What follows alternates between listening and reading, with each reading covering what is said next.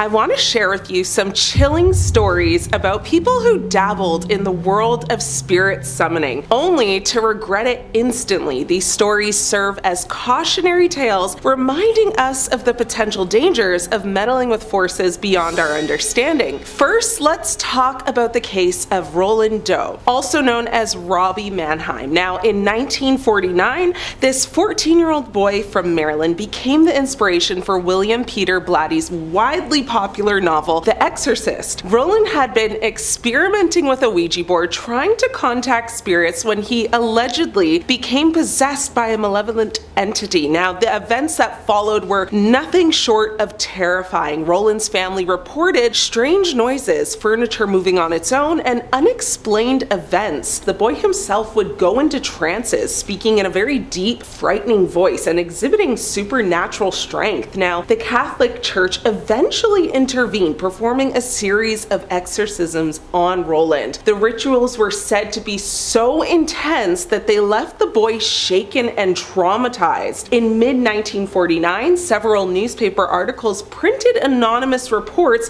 of the alleged possession and exorcism. The source for these reports is thought to be the family's former pastor, Luther Miles Schultz, and according to one account, a total of 48 people witnessed this exorcism. According to author Thomas B. Allen, Father Walter was one of the last surviving eyewitnesses of the events and participated in the exorcism. Allen wrote that a diary kept by attending priest Father Raymond J. Bishop detailed the exorcism performed on Roland Doe. Now, speaking in 2013, Allen emphasized that definitive proof that the boy known only as Robbie was possessed by malevolent spirits is unattainable. Now, according to Allen, Halloran also expressed his skepticism about potential paranormal events before his death. When asked in an interview to make a statement verifying that the boy had actually been demonically possessed, Halloran responded saying, "No, I can't go on record. I never made an absolute statement about the things because I didn't feel I was qualified." This exorcism case inspired the novel, which in turn was adapted into the 1973 horror film of the same title, The Exorcist. The case also inspired the 2000 movie, Possessed, which is said to be closer to the story in Allen's book. A documentary was made of the case titled In the Grip of Evil. While the exact details of the events are still disputed, one thing is very clear. Roland's experimentation with spirit summoning had devastating consequences. Another case that comes to mind is that of the Perrin family. In January of 1971, Roger and Carolyn Perrin moved into a 14-room farmhouse in Rhode Island with their 5 daughters, only to discover that it was haunted by an evil spirit. It started very small. The family reported, all manners of paranormal activity, from unexplained noises and movements to physical attacks. Carolyn would notice that the broom went missing or seemed to move from one place to the next by itself. She could hear the sound of something scraping against the kettle in the kitchen when no one was even in there. She'd find small piles of dirt in the center of a freshly cleaned kitchen. Their daughters would also say that they would notice spirits around the house and that they seemed angry. As the haunting, intensified, the parents sought the help of paranormal investigators Ed and Lorraine Warren. Now, the Warrens, who were also involved in the Amityville horror case, believed that the spirit was the ghost of a witch who had been slaughtered on the property. The Warrens attempted to perform a cleansing ritual to rid the house of the malevolent entity, but however, the ritual was said to have awakened the spirit instead, making it even more aggressive. Now, the parents eventually fled the house, unable, of course, to cope with the intense paranormal activity. When the movie, The Conjuring, was released in 2013, it was met with critical acclaim. Critics everywhere praised it for its, all too very realistic portrayal of the demonic haunting of the innocent family in Rhode Island. Most viewers assumed that the movie was, nothing but the wild imagination of director James Wan. However, the true story of The Conjuring is actually rooted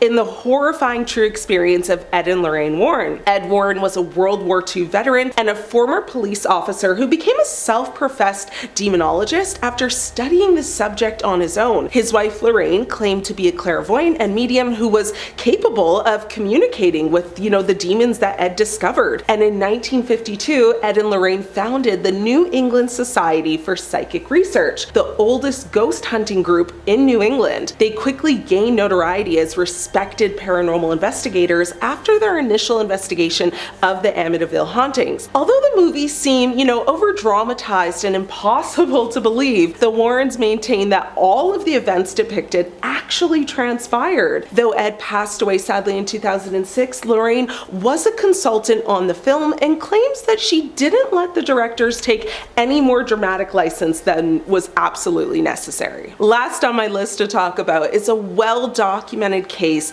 is that of LaToya Ammons, now an American woman who, along with her 3 children, experienced a series of terrifying paranormal events after conducting a Ouija board seance in their Gary, Indiana home. Shortly after, she began to experience strange occurrences, including hearing strange noises, seeing shadowy figures, and feeling a very intense, unsettling presence. She said she heard footsteps in the basement and doors opening and closing on their own. Desperate for answers, LaToya turned to a Ouija board, hoping to communicate with whatever entity was responsible for the haunting. She gathered her family and conducted a seance, asking, the spirit to reveal itself. According to LaToya, the entity responded, identifying itself as Zozo, a malicious spirit known for its dark and very sinister nature. LaToya and her family were initially, skeptical, of course, but as, the entity began to manifest itself, they realized they had made a very grave mistake. The entity Zozo began to wreak havoc on the family,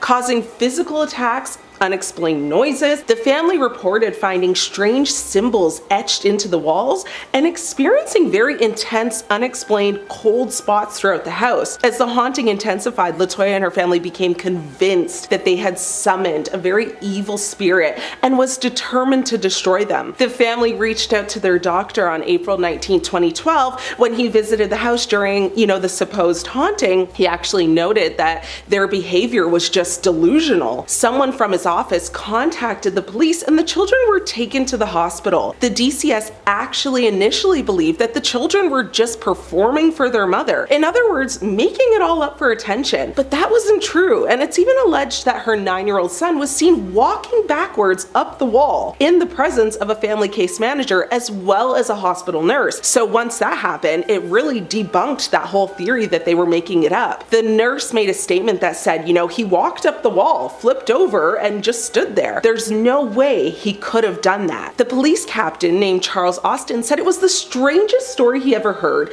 and admitted that at first he thought the family was making it up in an attempt to just make money. But after several visits to their home and interviews with witnesses, he simply said, "I am a believer." Campbell says she remembers telling her daughter, "We need help. We need to talk to someone who knows how to deal with it." And so desperate for help, they turned to a local paranormal investigator who confirmed that the entity was indeed Zozo, a spirit that's known for its very dark and malevolent nature. Now, the family eventually fled their home, unable to cope, of course, with the intense paranormal activity. LaToya has since spoken publicly about her experiences, warning others of the dangers of using Ouija boards and summoning spirits. In 2024, Netflix released a movie called The Deliverance, which is said to be based on this exact case. The movie begins with a title card that reads, "The following story is inspired by true events." So if this has intrigued you, go give that a watch.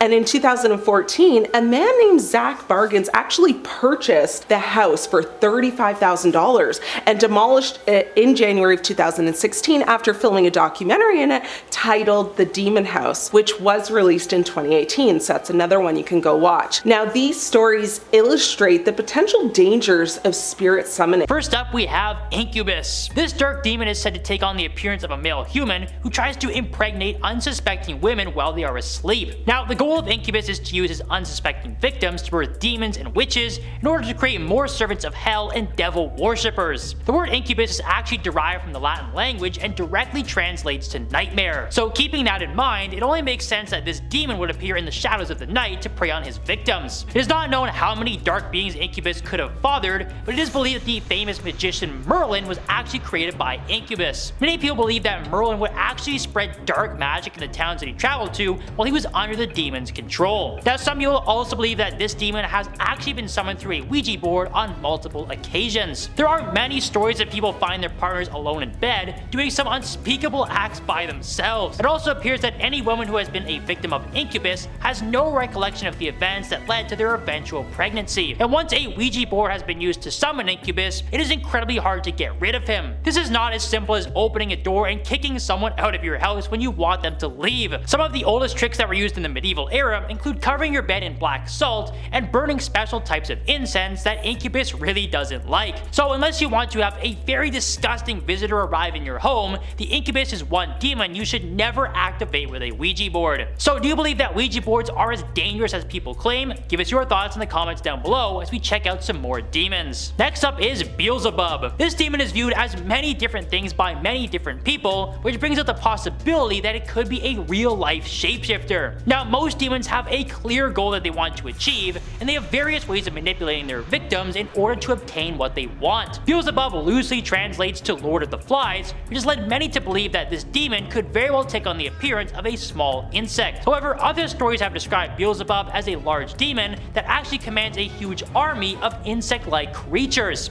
It is said that Beelzebub uses its many servants to cause destruction and wreak havoc on Earth through violent attacks. These servants are generally regarded as scum and excrement that are lurking in the deepest depths of the underworld. Some religious figures even believe that these servants are damned souls who are forced to carry out their lord's dirty work for the rest of eternity. The Catholic Church especially fears Beelzebub, as he is even mentioned in the Bible. The scribes in Mark 3:22 have actually accused Jesus Christ himself of working directly with Beelzebub. Some believe that the Lord of the Flies was banishing evil spirits away from Earth on Jesus' orders so he could gain even more servants. Now, anything that commands an army of evil spirits and has the ability to shapeshift should not be taken lightly. Summoning Beelzebub with a Ouija board can enrage the demon and cause it to take over your day-to-day life. There have been reports of Beelzebub appearing in homes as a large dark mass that is most active at night. Other smaller paranormal events are likely the work of his minions, but this is one demon you do not want to mess around with. After that, we have Antoine Gay. This one may not sound as terrifying as a traditional demon, but it could be even more dangerous. Antoine Gay started out life as an ordinary human being, but he is infamously known as being one of the strongest cases of demonic possession to this very day. Antoine was a Frenchman who served in the military in the 1800s before becoming a carpenter in the city of Lyon. He then decided he wanted to begin the process of becoming a monk and was accepted as a lay brother at his local abbey. Now, things took a strange turn for him, however, when he shockingly decided to leave the church due to a complete nervous disorder. His sudden mood swings and his unexplained conditions quickly started to raise concerns that he had been possessed by a demon. He was examined by priests and other religious figures who reported that Gay spoke in a much deeper tone and began to share dark secrets of his life.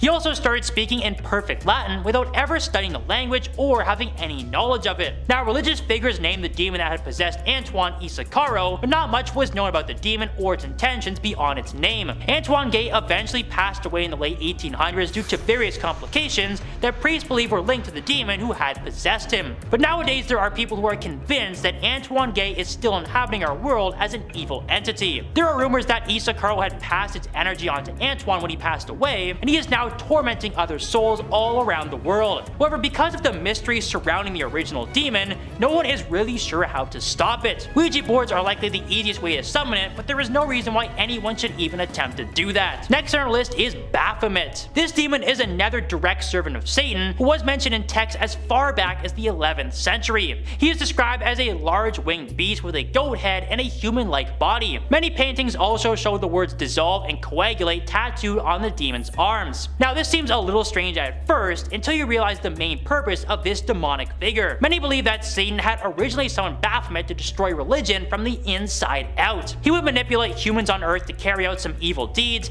and spread the word that religion was very bad for the soul. Of course, Baphomet needed a large following of loyal servants who would help him in his quest, and he didn't have a tough time finding them. The infamous Knights Templar that existed between the 12th and 14th centuries were apparently the main followers and direct servants of Baphomet. They would supposedly carry out all sorts of anti-Catholic rituals and actions, which included spitting on the cross. While the Knights were technically a military order that was supposedly fighting alongside the Catholic Church, some believe that they were actually fighting against it. Many people started to question the Templars' faith in the early 1300s, and some were convinced that they were worshipping demons. Then in 1307, it was King Philip IV who ordered the majority of the Knights to be arrested for worshipping Baphomet. This led to the of many members and the complete dissolution of the order. But if you thought that spelled the end of Baphomet altogether, then you would be very, very wrong. There are many anti-religious groups that still exist today, and many believe that they are actively summoning Baphomet to carry out their orders. While many evil spirits are keen on working with this terrifying demon, others are still actively fighting to banish him forever. And finally we have Lucifer. Now this evil figure is actually a fallen angel who is now believed to be the demon of pride. Now because pride is one of the 7 deadly sins, Lucifer's actions have resulted in him being labeled a demon by many in the Catholic Church. It is said that Lucifer was actually one of God's greatest creations, and many regarded him as a true son of God. While Lucifer was gifted a throne by God himself and was placed in the Garden of Eden to enlighten humans, his own self-pride eventually got the better of him. After witnessing the creation of Adam and Eve, Lucifer was ordered to bow to the original pair of humans. But in a defiant move of power, Lucifer declared that his creation was far superior and he refused to bow to Adam and Eve. Now some believe that Lucifer was incredibly brave to rebel against his creator, but God was not interested in hearing his argument. Lucifer was banished from heaven for his actions and is regarded as the first sinner for putting his own self-pride before God. His appearance as an angel quickly transformed into a demon who convinces people to develop egos. It is believed by many in the Catholic Church and others that egotistical people are the works of Lucifer himself as he leads them to their inevitable downfall. While many demons could be considered more dangerous due to their violent natures, Lucifer could actually be the most cunning of them all. His slow and steady manipulation of a person's ego can lead to some terrible choices in life that can have irreversible consequences. The estimated number of victims who have been manipulated by Lucifer throughout history is well into the millions. Summoning this entity through a Ouija board might not have an immediate impact on a person's life, but it will slowly crush them over time. There are definitely ways to fix a person who is possessed by Lucifer, but you'd be better off just keeping him far away from any Ouija boards. So, the Reverend Joseph Easterbrook, the Anglican vicar of Temple Church, was summoned on Saturday the 31st of May of 1778 by a Mrs. Sarah Barber, a woman who was traveling in the village of Yatton Mendip in the county of Somerset. Now the woman told the pastor that she came across a man by the name of George Lukins, a tailor and common carrier by profession who had a strange sickness, if you will, in which he sang and screamed in various sounds, some of which did not resemble a human voice, and declared that doctors could do him no service. Now Mrs. Barber attested to the clergyman that George had an extraordinary good character and attended services of worship, where he had received the church sacraments, so all around a good guy. However, for the past 18 years he had been subject to a lot of fits, which somebody believed resulted from a supernatural slap which knocked him down while he was acting in a Christmas pageant of all things. Now he was consequently taken under the care of Dr. Smyth, among many other physicians who really tried to help him, but sadly after his 20-week stay at St. George's Hospital, the medical community there pronounced him incurable. Now members of the community began to think that he was bewitched, and he himself declared that he was possessed by 7 demons who could only be driven out by, well, 7 clergymen. So Reverend Joseph Easterbrook contacted Methodist ministers in connection with all of this who agreed to pray for George. Now we do have a quote from one of the reverends involved in the exorcisms, a Reverend John Valton. He said that some time ago I had a letter requesting me to make one of these 7 ministers to pray over George. I cried out before God, Lord, I am not fit for such a work. I have not faith to encounter a demon. It was powerfully applied. God in thy might. The day before we were to meet, I went to see George and found such faith that I could then encounter the 7 devils which he said tormented him. I did not doubt, but deliverance would come. Suffice to say, when we met, the Lord heard prayer and delivered the poor man. So an account of the exorcism was actually published in the Bristol Gazette. The newspaper reported that George, during his possession, claimed he was the devil, made barking noises, sung an inverted song, and was just overall very violent. And in light of these claims, on Friday the 13th of June of 1778, 7 clergymen, including the Reverend Joseph Easterbrook, accompanied George to the vestry at Temple Church, where they performed an exorcism on the man, which included hymn singing, prayer, all the usual stuff. The deliverance concluded when the the demons were allegedly cast out using the Trinitarian formula. The clergyman commanded the demons to return to hell, and George then exclaimed, "Blessed Jesus!" praised God, recited the Lord's Prayer, and then thanked the clergyman. Now, Reverend Easterbrook, when recording the events under the patronage of John Wellesley, stated that the account would be doubted in this modern era of skepticism, but pointed to the scriptures and other authentic history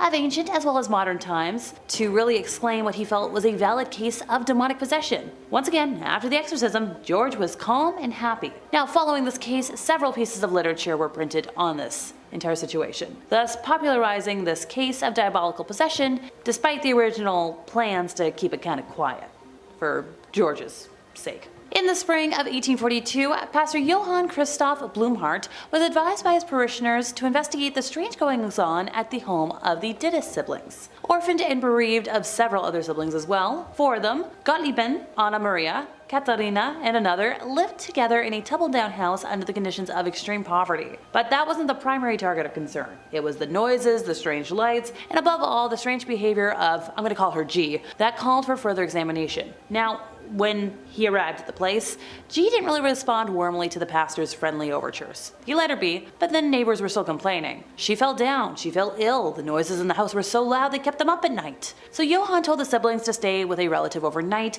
while he and trusted members of the congregation searched the house. And that's where they found a lot of weird stuff, and his fears were confirmed. They found evidence of dabbling in occult magic, and oh bother. Now, further inquiry revealed that G's early life had been filled with attempted initiations into such dark traffic at, well, why? Her elders did it. Spiritualist studies weren't really unknown at the time, and reputable figures investigated a lot of reports of poltergeists, conversations with the dead, spirits of all kinds. It's kind of commonplace. Johann was, determined. He decided to try and pray and place his trust in the Lord. But things didn't get better for G. If anything, they got worse, especially when Johann came near. She fainted, she shook, she foamed at the mouth in delirious fits, then she would come to and appear and, well, be sane, I guess, for all intents and purposes. Johann eventually became convinced that whatever was at work was in fact the devil, or a devilish spirit. One night in late June, G once again fell into a trance. Now this time, Johann grabbed her hand, shouted into her ear, "Place your hands together and pray. Lord Jesus, help me. We have seen long enough what the devil can do. Now we desire to see also what Jesus can do." And somehow, G regained consciousness, joined the pastor in prayer, and settled down again. And from then on, Johann's strategy didn't vary. He kept her company. He prayed with her. He invited her to pray as well. The prayers were simple and spontaneous. If the spirits tried to talk to Johann, he told them to keep silent. If they refused, he left. But here's the thing. G continued to suffer attacks, and they increased in scale and severity. She pummeled herself, yanked out her own hair, spat as if trying to purge from within, lost weight to a dangerous degree. It got really bad. She would hemorrhage, and she would attribute the wounds to spirits. Almost a year after the pastor's first visit, she began to upchuck objects. We're talking sand, nails, shoelaces, pins, and then they came out through her skin, but they would leave no wound. By Christmas of 1843, this struggle had lasted for almost 2 years, and by the end of that year, G wasn't the only one dealing with demonic harm. Her sister, Katharina, her brother, all struggling as well. As usual, Johann went to sit with them. He prayed with them and for them. Katharina was in such a state that she was trying to tear herself to pieces, but then, at about 2 in the morning, she let a loud noise, loud enough to shake the house, doubled over backward, and then shouted, "Jesus is victor!" And so he was. Somehow, the evil spirits were defeated. With that cry of defeat and, well, joy, I suppose, the demons were broken, as were the spell that had been held over the entire family. All the alarming manifestations stopped, and G and her sisters and brothers were back to being themselves again. So the next story. The whispers started in April of 2003 in the mind of this 23-year-old nun. In the heart of an Orthodox convent in Romania's impoverished northeast, doctors say Marisisia Irina Cornici believed she heard the devil talking to her, telling her she was sinful. Now, originally she was treated for schizophrenia, but when she relapsed, a monk and 4 nuns tried a different method, exorcism. Now, in order to restrain her from violent movements, including those causing her to harm herself, the nuns bound her hand and feet and locked her in her room as they participated in the liturgy commemorating the ascension of Jesus. A few days later, they chained her to a cross with her arms stretched out and carried her into the church so that they could anoint her. Well, by the way, on top of this bad stuff earlier, she was gagged with a towel and left in a really dank room at the convent for 3 days without food, where, well, she died of dehydration. So originally, when she was moved to her room, she was untied and she was cured. She was given bread and tea, but When she fainted after eating, the nuns couldn't awaken her, and when they felt that her pulse was weak, they called an ambulance. Well, in the ambulance, she was given about 6 doses of adrenaline, so by the time she reached the hospital, she was gone from us. The police were notified by the doctors at the hospital, who noticed the marks that were left from all the restraining. The autopsy claimed that she had passed from dehydration, exhaustion, and a lack of oxygen. Now, the father and the 4 nuns who had helped with this exorcism were charged with death and depriving a person of liberty. Prosecutors sought a life sentence for the priest, but he was sentenced in 2007 to 14 years in prison, while the nuns got 5 to 8 years. So next up, this rare and disturbing footage has been released of a woman writhing around on the floor and screaming as an exorcism is performed on her over in Argentina. The 22-year-old woman, identified only by her first name Laura, is pinned to the ground as Bishop Manuel Acuna drives the evil spirits out of her. As she screams "no, no" and spits some really bad words out at one of the women holding her, the bishop is heard muttering, leave her now." Now, before the exorcism, locals gathered at the church in Buenos Aires praying for her soul and redemption. The bishop told them the demon exists. Laura was then led into a chamber where church helpers held her to the ground. Local man Augustus Amador Arevalo, who had gone to pray for her, said, "We could hear her screaming and crying as we prayed for her deliverance." Apparently she was like a good person, but when the devil possessed her, yikes. She had to be exorcised. She had to be set free. The exorcism came to an end as she suddenly gave out like a really weird cry and then closes her eyes, falls backwards, exhausted, wiping away tears as the priest once again made the sign of the cross over her body. And the bishop said she was good. He said, "Thank God, we've recovered a daughter of God." And finally for today, back in the 1970s, Michael Taylor was kind of an ordinary guy over in Yorkshire. He, his wife Christine, their offspring, and their pet poodle lived really happy lives. And now we're gonna pop that bubble. In 1974, Christine stated to a Christian fellowship group, to which they both belonged, that his relationship with the leader of the group, Marie Robinson, was carnal in nature. Michael admitted that he felt evil within him, and eventually attacked Marie verbally, who screamed back at him. Marie said that his eyes began to change to something bestial, and then he started to speak in tongues. Michael had no memory of the event, something all too common in cases of possession. Now, during the next meeting, he received an absolution, but his behavior continued to become more erratic. So as a result, the local vicar called in other ministers, experienced in deliverance in preparation to cast out the demons residing within the man. Now, this exorcism, which occurred between the 5th and 6th of October of 1974 at St. Thomas's Church in Gobber, was led by Father Peter Vincent, who was the Anglican priest of St. Thomas's, and was helped out by a Methodist clergyman, the Reverend Raymond Smyth. Over the next 8 hours, Michael would repeatedly have crucifixes stuffed inside of his mouth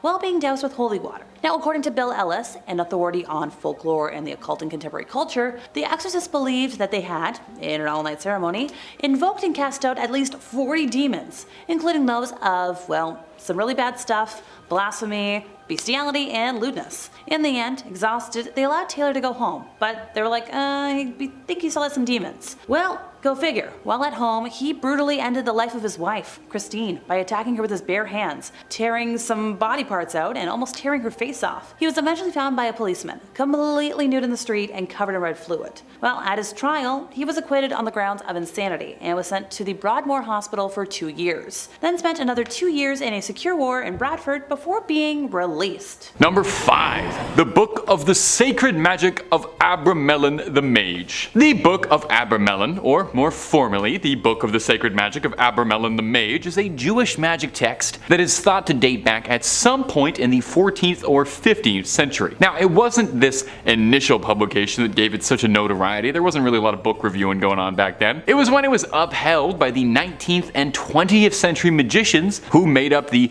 Hermetic Order of the Golden Dawn, which kind of sounds like a fake bad guy from an RPG, but is a British secret society dedicated to the practice, research, and upholding of old occult magic ways. Can't be that secret though, because I'm talking about it. One of the founders of the Golden Dawn, one SLM Matters, created the first ever English translation of the book in the 1890s, drawing from a 17th century French translation. Mathers' translation became the definite magic text of the 19th century, eventually helping inspire Aleister Crowley, the legendary occultist and fixture of one of the best Ozzy Osbourne songs ever. There's all kinds of spells and magic inside the text. Some highlights include spells on how to conjure someone into a donkey, summon a monkey to do your bidding, how to bring forth spirits to fetch you goods. The key point in the text, however, is an epic multi-month ritual that, if performed correctly, will allow the sorcerer to commune with their guardian angel other half. The book posits that everyone's guardian angel is another part of their essence,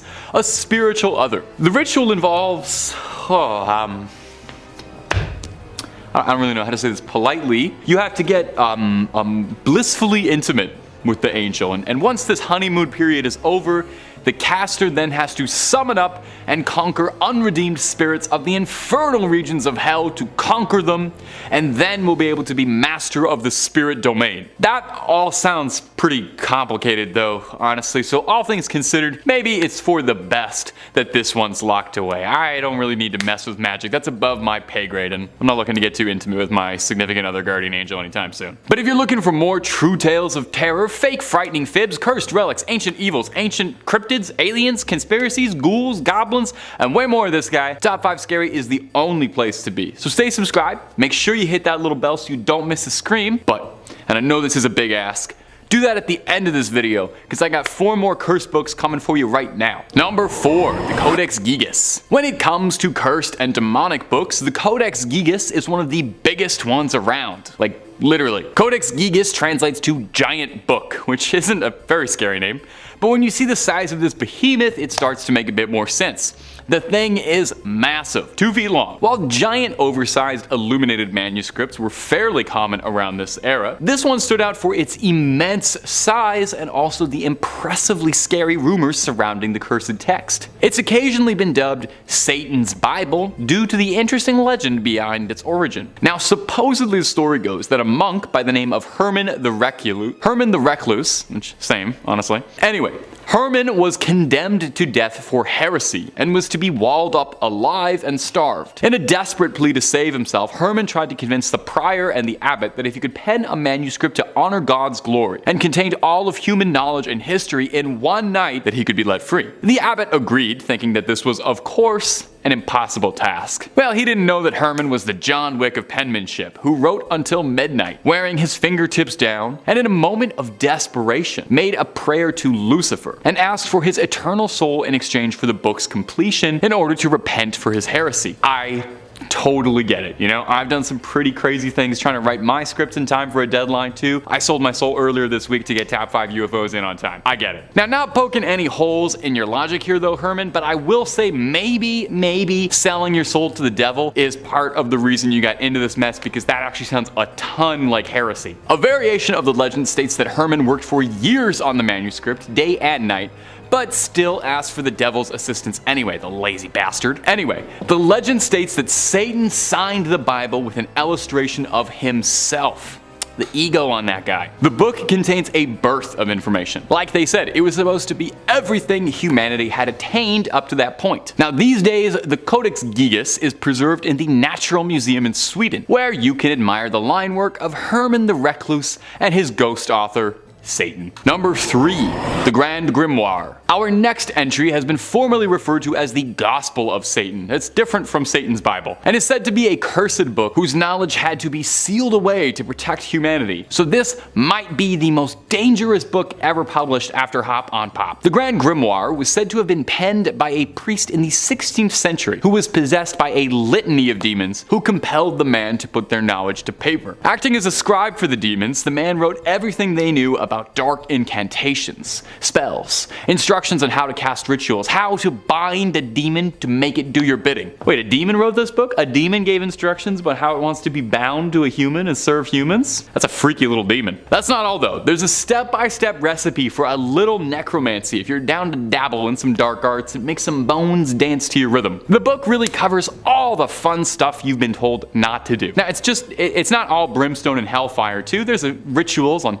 how to manipulate your luck, how to conduct a seance, and I think this is adorable, but there's even ways to make people love you in the book. Now, a little dating tip from your friends at Top 5 Scary, I will say, if you need a demon's help to make them like you, that might not be the most successful relationship, but you do you, don't let me get in the way. Now, if all of this is sounding pretty appealing, and I don't blame you, because it all does sound really cool, just know that the book is considered high treason. Even so much as cracking the spine is considered equivalent to selling your soul, so maybe hold off on that Amazon order for a bit. Besides, because of the book's cursed reputation, the original copy is said to be locked away in the Vatican's famous secret archives, and no matter how many times you ask, they're not gonna let you look at it, even if you say you just want to take a quick little peek at the illustrations. I know, so unfair.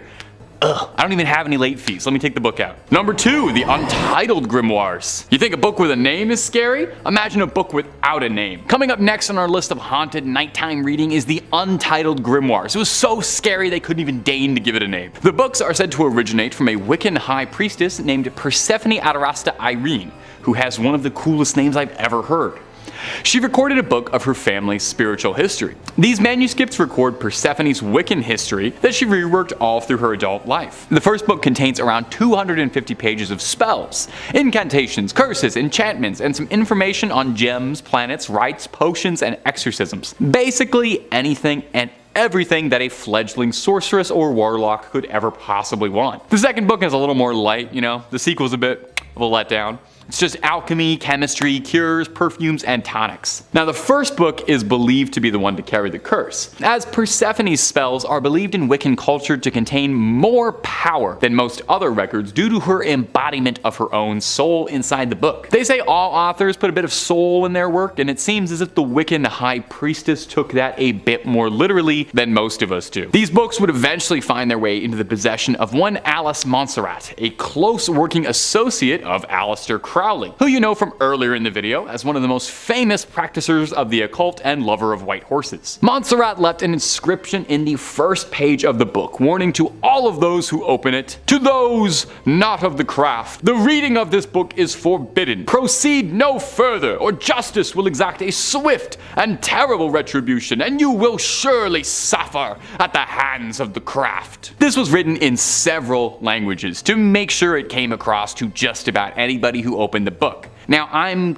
kind of unclear on that. I don't know, some of the old words, the old English is kind of confusing me. Does that mean the book should be read like it's good? I don't know, not really getting that. And finally, coming in at her number 1 spot today on demonic dictionaries and evil literature is the infamous Lesser Key of Solomon. Make no mistake from the title, even though it's a Lesser Key of Solomon, it is not a lesser evil. It's an anonymously authored grimoire on demonology, so not written by Solomon. It's also known as Clavicula Salomonis Regis or Lemegeton, is a grimoire. It's a book of magic that gained significant prominence in occult literature. Now the grimoire is attributed to King Solomon, the biblical figure renowned for his wisdom and mastery over supernatural forces. It's believed to have been compiled in the 17th century, though it draws upon earlier occult tradition and texts. The Lesser Key consists of several sections, or books, each focusing on a different aspect of magic and summoning. The most well-known is the Ars Goetia, which represents descriptions and instructions for evoking 72 demons or spirits, each with its own unique powers and abilities, kind of like Pokemon. These demons are said to be bound by King Solomon and can be summoned and controlled by skilled practitioners. Other sections of the Lesser Key of Solomon includes fan favorites like the Ars Theurgia Goetia, Ars Paulina, Ars Almadel, and Ars Notoria. These sections delve into topics such as angelic invocations, the use of talismans and amulets, and rituals for obtaining divine knowledge and wisdom. Now the grimoire has had a profound influence on various occult and magical traditions, including ceremonial magic, demonology, and the practice of spirit conjuration. It's been studied and referenced by countless practitioners, scholars, and scary YouTubers throughout history. Now, goes without saying, this is a potentially dangerous text. The act of summoning and working with entities described in the grimoire is not for the faint of heart, and really should be saved for those with a bit of spiritual expertise under their wizard hat. In conclusion, significant grimoire, very, very scary. I'm probably going to leave it closed for now.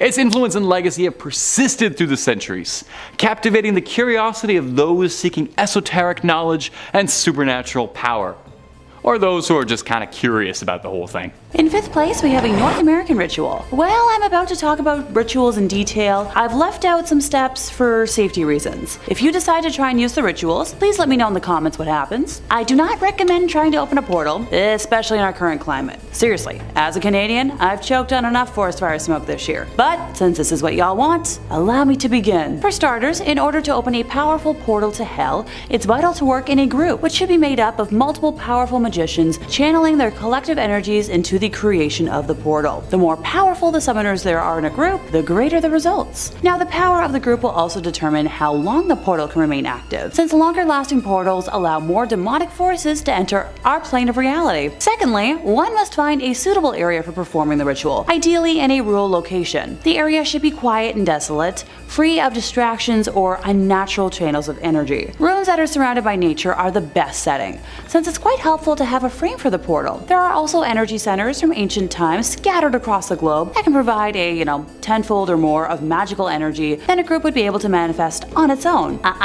I'm not giving examples there, that's where you've got to do your own research. Next up, the connection between spiritual planes of reality and our own is the most sensitive at 3 a.m. The line between spirit and matter overlaps at this hour, thus making us more aware of the spiritual forces which we'd otherwise not come in contact with. I hope you're a night owl, because I am certainly not these days. One must dress also appropriately for the summoning. Well, there's no high school level dress code. Clothing worn should be simple, uniform, and if you own a dark or red magician's robe, that would be ideal. All folks involved should be dressed the same, but there are 2 variations where 2 exceptions are accepted. The first of the 2 exceptions in regards to colors may be the 1 or 2 magicians who plan on entering the portal. The other exception may be the leader of the group, who will also light the fire. Alrighty, now that that's out of the way, it's time to start the ritual. Pretty simple, just pour gasoline or another flammable concoction on the ground. If you're creating a new portal, you'll have to trace the outline of the area, but if the portal is already clearly marked, a straight line from side to side will do. Afterwards, time to surround the portal and begin to chant. Conjuro potentiae Lucifer, patefacio a porta ad inferos, et tua diamond transire,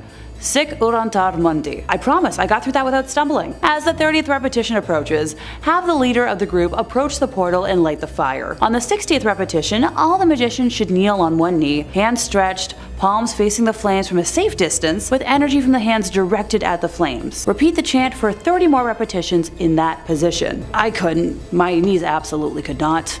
But on the 90th repetition, either the flame will soar higher and spirits visible to all or some members of the group will jump out of the flames, or another supernatural occurrence will be felt. If one of the members of the group feels summoned to enter the portal at this point, it can be done while the remaining magicians are channeling their energy into it. So the remaining magicians should remain in the kneeling position described previously, while 1 or 2 people at most pass through the portal. It's vital that the portal remains open so that the traveler or travelers have an exit. Don't wander off too much, because if your partner's concentration begins to falter, you could remain trapped forever in a state of doom and frenzy. Good luck on that front! In 4th place, we have the Cave of Sibyl. Naples, Italy is home to a gateway to hell called the Cave of Sibyl, which was described by Virgil over 2,000 years ago in the Aeneid. If I'm quoting directly, the gates of hell are open night and day. Smooth the descent and easy is the way. According to the poet, the Trojan hero of the same name met the oracle Sibyl here, and she guided him through the cave into hell. In 1932, after centuries of searching,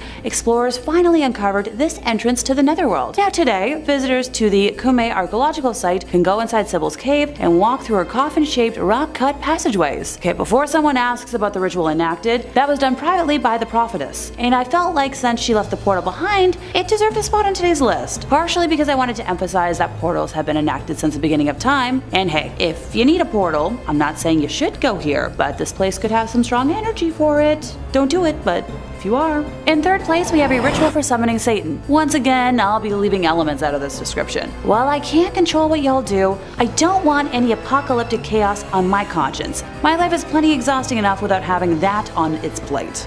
This particular ritual comes from the Grimorium Verum, published by Jake Stratton Kent in 2009. So firstly, the magician must forge a pact with the demon that does the call dialing itself, a sort of psychopompic spirit called the Surling, whose sigil must be inscribed alongside the operant's initials at the outset of the process onto a ruby or correspondent precious stone.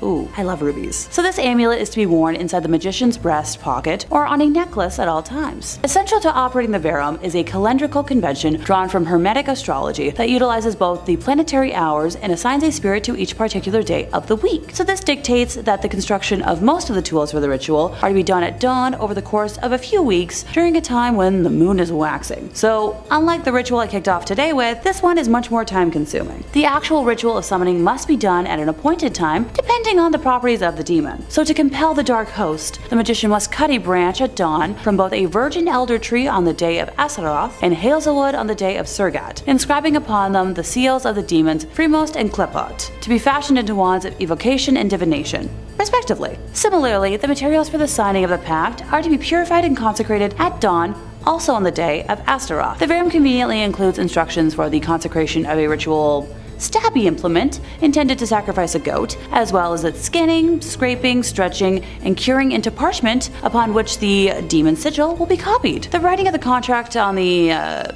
parchment, including the copying of the sigil of Sirlin, the demon seals, and the drafting of all legal agreements, is to be done at dawn on the day of Beelzebub. Special herbs and incense are then used to immerse the magician in a sensory tradition. A mixture of mace, frankincense, and aloe wood is burned in a censer upon the altar at the ceremony and used to fumigate all tools for the operation. For purity, the magician must anoint themselves and their tools in a sprinkling of holy water mixed with mint, marjoram, and rosemary that is bound by a thread spun by a maiden.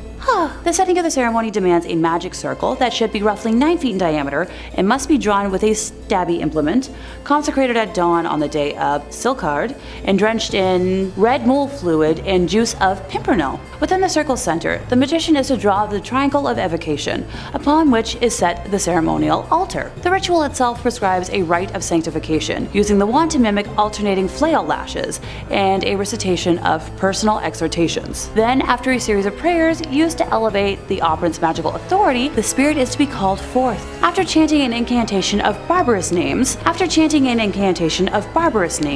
the demons must be summoned in top-down hierarchy order. First petitioning one of the unholy trinity of Lucifer, Astaroth, and Beelzebub, then calling upon one of their 7 dukes, and then finally the demon further down the hierarchy which you wish to actually summon. Following an exhausting hours-long rite, the desired demon is believed to appear, either as a presence or as a vision in a mirror. So from here, the magician might sign a pact with the particular demon, and the rest depends on what is needed. And, how you treat the demon. They're pretty dang tricky beings. In second place, we have Houska Castle. Located north of Prague, Houska Castle is a 13th century Gothic masterpiece that sits on top of Hell's Gate. Aesthetically speaking alone, I would love to visit it someday. According to local lore, the castle's chapel was built to cover an enormous hole in the ground that served as a satanic threshold. So I haven't been able to find the specifics on the rituals used to open the portal, but it was too important to leave off today's list. The defensive walls also prevented demons and other ghastly creatures from crawling out of the hellhole. Animal-human hybrids were reported to have crawled out of it, and dark-winged,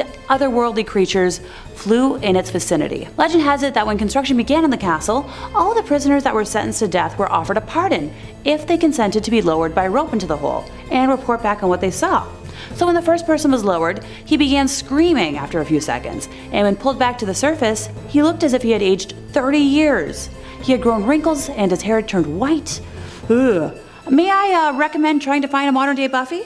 She'd be anyone's best bet for closing a hellmouth. During World War II, the bad German guys occupied the castle until 1945. The Yazis were said to have conducted experiments and summonings into the occult. According to one source, locals were certain that they had been using the powers of hell for their experiments. So Houska Castle is still considered haunted, and many tourists have reported seeing headless horses and demonic winged beasts lurking in the halls. And finally, in first place, we have the Ouija board recovered from the Donovan household. Yep, Ouija boards count as demonic rituals. I repeat, as always, leave the stupid things in the store or wherever you found them. Not worth it. Patty Donovan was simply a lonely teenager who thought the board could find her a friend, and it found her a manipulator. She spent months falling in love with a spirit she believed to be in love with her, telling it secrets about her everyday life, becoming emotionally dependent on the spirit. So on the evening of March 2nd, 1974, Patty pleaded for the spirit to manifest. Yeah, the next morning, her father, Theodore Donovan, found the spark plug wires pulled out, the rubber hose unfastened, and the fan belt cut when he attempted to start his car. Not much later, Patty attempted to start her car, and it was discovered that the internal engine had been completely disassembled. That week, other incidents of apparent vandalism occurred around the Donovan house, and Patty could no longer raise her invisible boyfriend on the Ouija board. Night after night, she tried to communicate, but the planchette would simply slide over to goodbye. She had no idea that her ethereal boyfriend had actually manifested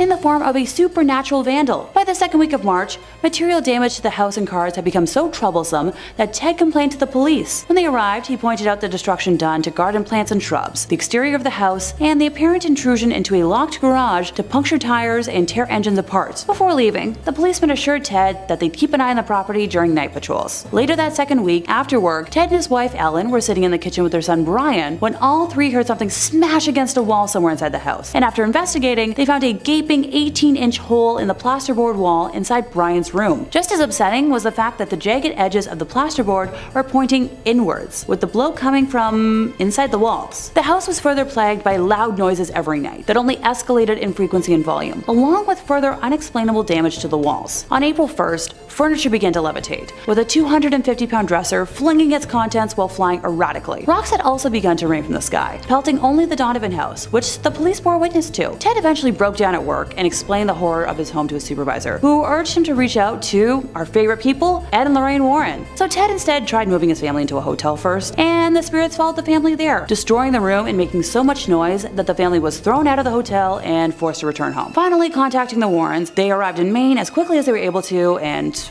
oh my goodness. Lorraine said nothing, although at the time she sensed in the home the presence of entities so numerous and threatening that she had to fight with herself to keep from going back outside. After a lengthy tour of the house, Ed and Lorraine conducted an interview with the entire family, where Patty's history with the Ouija board was revealed. The Warrens then contacted the Catholic Church to begin the process for an exorcism to be granted, which sadly took about a month. The family experienced many more unexplainable horrors during that time. After the exorcism took place on May 2nd, the family was finally free of the demonic torment, but left with over $5,000 in damages, which would be over $30,000 in today's money. Number 5. The elevator game. The elevator game is better described as the elevator ritual. The goal of the game is to reach an alternate reality. All you need to play this game is a building with at least 10 floors and an elevator. Step 1. The player must enter the elevator alone or with another player. If anyone who is not a player enters the elevator at any point in time, the players must restart. Step 2. A player rides the elevator in a specific sequence. Starting on the ground level, they ride up to the 4th floor, down to the 2nd floor, up to the 6th floor, down to the 2nd floor again, up to the 10th floor, and finally, back down to the 5th floor. They cannot get off of the elevator. If a player gets off the elevator, they must restart. If someone gets on the elevator who is not playing, the player must restart. Step 3. On the 5th floor, the player may see a strange woman. They cannot interact with her, answer any of her questions, or even look at her. They must ignore her completely. If they don't, it is possible that they'll be stuck in the alternate reality forever. They will not be able to restart. Step 4. Press the 1st floor button. If the elevator goes to the 1st floor and the doors open, the player must exit immediately and not look at anyone. They should not restart. If the elevator goes down to the 1st floor, the doors remain closed, and then it begins going upwards, congratulations, I guess. The player has made it to the other world. Players who have made it to the other world have described it in many different ways. Some say that the world mirrors ours almost exactly, with slight uneasy and unnoticeable differences. Others say that the power is completely out and no one is around. They're free to walk around, but urged to be careful when interacting with people. Once they've explored and it's time to get back, they must follow these exact steps. Step 1.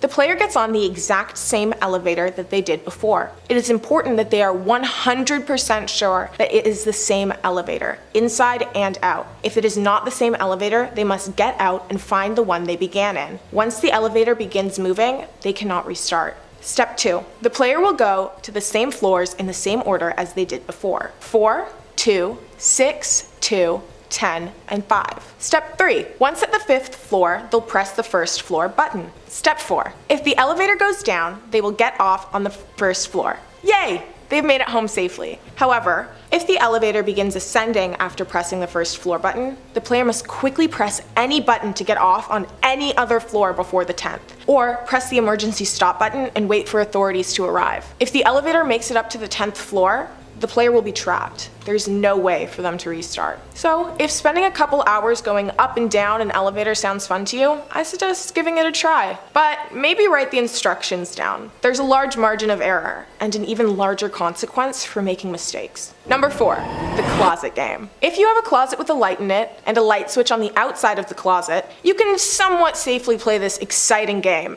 and get a new permanent roommate in the process. You need at least 2 people. a pitch dark room, and a candle with matches. Step 1. The group should get prepared. Turn off all the lights in the room, making sure that the space is completely dark. Everyone takes time to prepare and get in sync. Then, the leader will take everyone into the closet. Step 2. The group will gather in the closet, ensuring complete darkness. Step 3.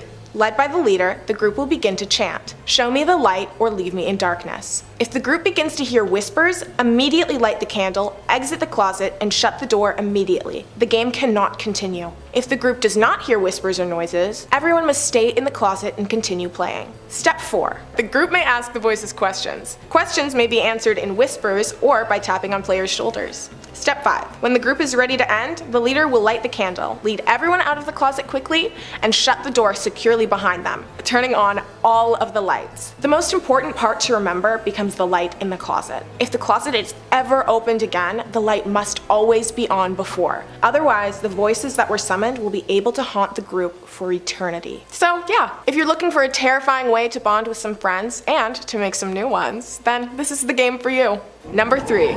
Ouija. The Ouija board is the most popular entity summoning game of today. It has dozens of movies made about it, and many people actually own one. The purpose of a Ouija board is to summon spirits who will answer questions for you. The trick is that many of these spirits are evil, and they will lie to you, scare you, and maybe even attempt to harm you. A Ouija board isn't for the faint of heart, but if you feel like testing out what kind of spirits live in your house, this one's for you. To begin, you either need a Ouija board, which they actually sell at many toy stores or on Amazon, or you need a large piece of cardboard, a see-through planchette substitute, and some markers so that you can make your own. Step 1. Assign a leader who will politely ask a spirit to come forward. Step 2. The leader will ask the spirit questions. Step 3. The group will move the planchette to say goodbye to the game. Though the Ouija board only has 3 steps, it has a lot of rules that players are strongly advised to follow. Don't use the board alone. It is not safe, and you will not be grounded. Also, it's not as fun. Don't use it in a cemetery. There are too many spirits there. Many will try to communicate with you, and the answers will not be clear or concise. Set the mood. You want the spirit to feel welcome. Ask the spirit's name. It's polite. Don't ask annoying questions. It's annoying. It'll make them angry. Only the leader can ask questions. The leader can change, but it's important that not everyone is asking questions at the same time. Only allowing the leader to ask will give everyone a chance to get their questions answered. If something feels wrong, say goodbye. You do not have to stay. Remember to sage the room after. It will cleanse the room of any evil or negative energies. Now that you know the steps and rules, go on and try it out. Grab an old pizza box or IKEA box and draw yourself a fun sleepover activity. Just remember the rules and tips. You'll be fine, probably. Number 2, hide and go seek alone. This game comes with a wonderfully welcoming disclaimer. If you don't follow the steps properly, you will not survive. Do not play this game at all. You will not survive. Sounds fun? Let's learn how to play. The player will make sure they're completely alone, taking their pets to a safe place outside the playing zone, and then they'll begin preparing. What they'll need: a stuffed doll with limbs, rice, a fingernail or hair from their body, a blade, red thread, salt water or salt, a bathtub with water, and a very safe space. Step 1. Fix the furry friend. The player will name it something like Fluffy or Snuggy. Then they will cut it open, empty it of all its stuffing, and refill it with rice and their clipped hair or nail. Then they will sew the doll closed with the red string and wrap the remaining string around the doll. Step 2. Preparing for the game. The player will turn off all the lights in their house, leaving only the TV on. They'll fill up the bathtub and wait until 3 a.m. 3 a.m., they will take the doll into the bathroom with them and sternly repeat, "First tiger is," and then their own name, 3 times, with their eyes closed. Then they will place the doll into the water and walk into the other room. They will not turn back around. A spirit is possessing the doll, and if they look at it, the spirit may come after them instead. After 10 long seconds, the player will return to the doll and say, "Found you," and then the doll's name. Then they will puncture the doll with the blade, close their eyes, and repeat, "Now, the doll's name is it,"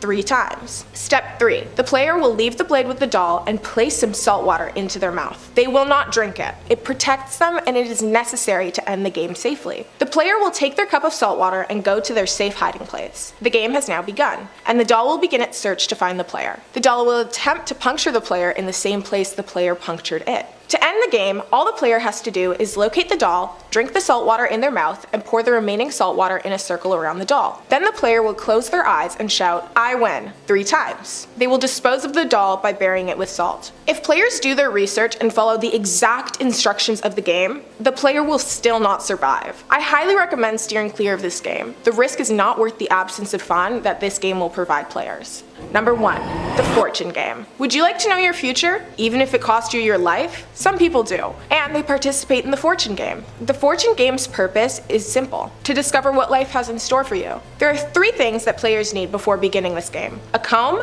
a face covering, and a literal crossroad, like an intersecting path with 4 separate exits. You get it. Step 1. A player goes to the crossroads, strums the comb to make it make noise while repeating the words, "Suji ora, grant me a true response." The player repeats these words 3 times and then begins to wait. If nobody comes to the crossroad, the player must end the game immediately. If someone the player knows approaches them, they cannot proceed. The player must end the game immediately. If a stranger approaches, the player may continue. Step 2. The player will cover their face and allow the stranger to approach. They will not remove their face covering. When the stranger is close enough, the player can ask them to reveal their future. If the stranger does not answer or says no, the player should not ask again. The player should let them go and can wait for another stranger. If the stranger agrees, the player will listen to them carefully and thank them for their time. The player will only uncover their face once the stranger leaves. The player may now return home with a new insight on the rest of their lives. Coming in at number 5, we've got Aaron Layton.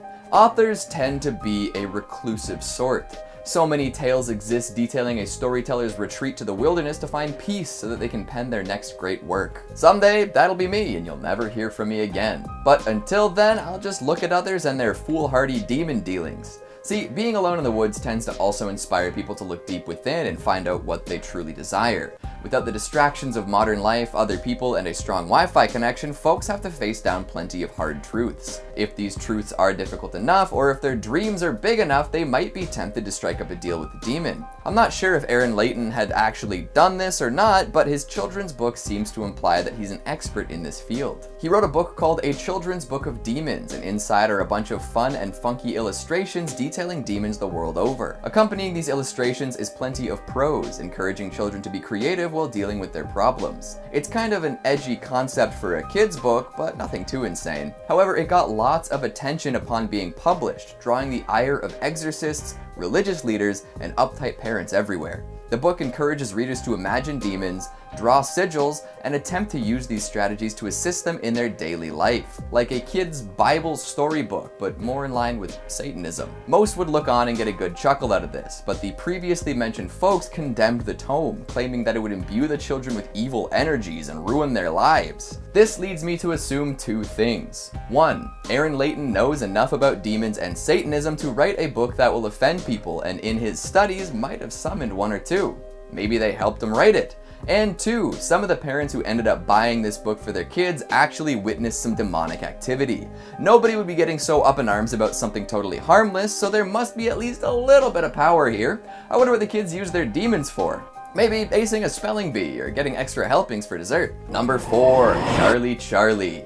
Staying on the topic of children summoning demons for a moment, let's discuss this viral smash hit of a demon summoning trend. Remember when this was all anyone was talking about? Oh boy. Part Bloody Mary, part Ouija, and part internet challenge, Charlie took the Western world by storm. It kind of inspired its own miniature satanic panic as concerned parents and news organizations rushed to understand the appeal of the game. In fact, I bet it would have all blown over much more quickly if folks just calmed down a little. But kids and teens across the nation were playing this game and supposedly successfully summoning a demon. Charlie, if you couldn't tell. The game works like this. Set up a little 2x2 grid and a piece of paper, writing yes and no in each of the squares. Once this is ready, balance 2 pencils perpendicularly atop each other so that one can sort of spin freely. Now you're ready to play. Chant Charlie and ask some questions. Apparently if the top pencil moves, that means Charlie is present. Is he good? Is he bad? Who knows? But a lot of folks took advantage of this interesting stationary-based phenomenon and claimed that they had managed to summon real demons.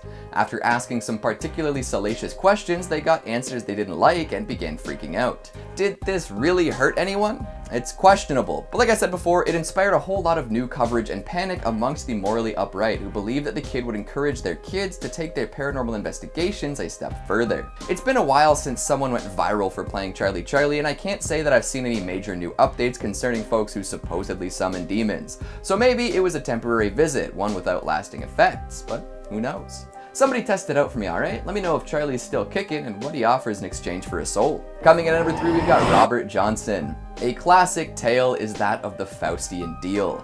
Somebody wants something so bad that they're willing to give up their soul for it. Success in life, and then an eternity of servitude to a dark force in the afterlife. Worth it. Robert Johnson decided he wanted to be the ultimate blues guitarist and would give anything to make that happen. Some say that he sold his soul to the devil for the skills required. When he played, his talent was so impressive that much of his audience had no choice but to believe it was acquired through paranormal means. I'm sure that did a lot for his ego. Looking into this story, it's said that he met a devil at a crossroads and Satan tuned his guitar for him. Tenacious D who. The devil went on to teach Johnson how to master the blues, which was the prevalent guitar genre at the time, and from then on he was a genius on the fretboard. No one could keep up with him, and he impressed countless listeners. However, he was met with an unfortunate fate, which only served to intensify the rumors about his skill. At the young age of 27, he passed away with foul play suspected. By that time, though, he had produced 6 studio records and thrilled folks across America. If your legacy lives on for ages like his, is that a fair trade-off for an early death? We can't ask Johnson himself, but I'm sure he'd have a strong opinion on that one. Coming in at number 2, we've got Sid White. Originally interested in witchcraft, Sid gradually became aware of and enamored with demons. Believing that a demon is an entity that has wandered our earth for ages, possibly even for eternity, he has supposedly summoned demons on multiple occasions. The rituals remain largely the same across the board, but small changes can affect what demon you'll summon. Write this down. You'll need a dark room, candles, herbs, a Ouija board, and blood. All pretty easily attainable, don't you think? Especially that blood bit. You're full of it. From there, you need to know a specific spell or chant, especially if you're looking for a specific demon.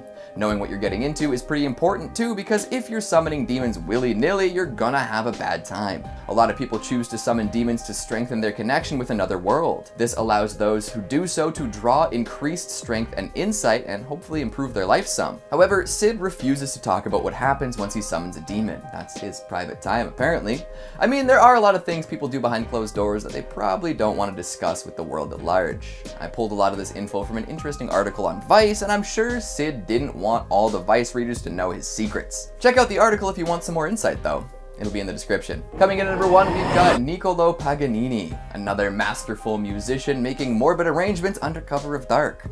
Paganini was well known for being able to do things no other musicians could even dream of.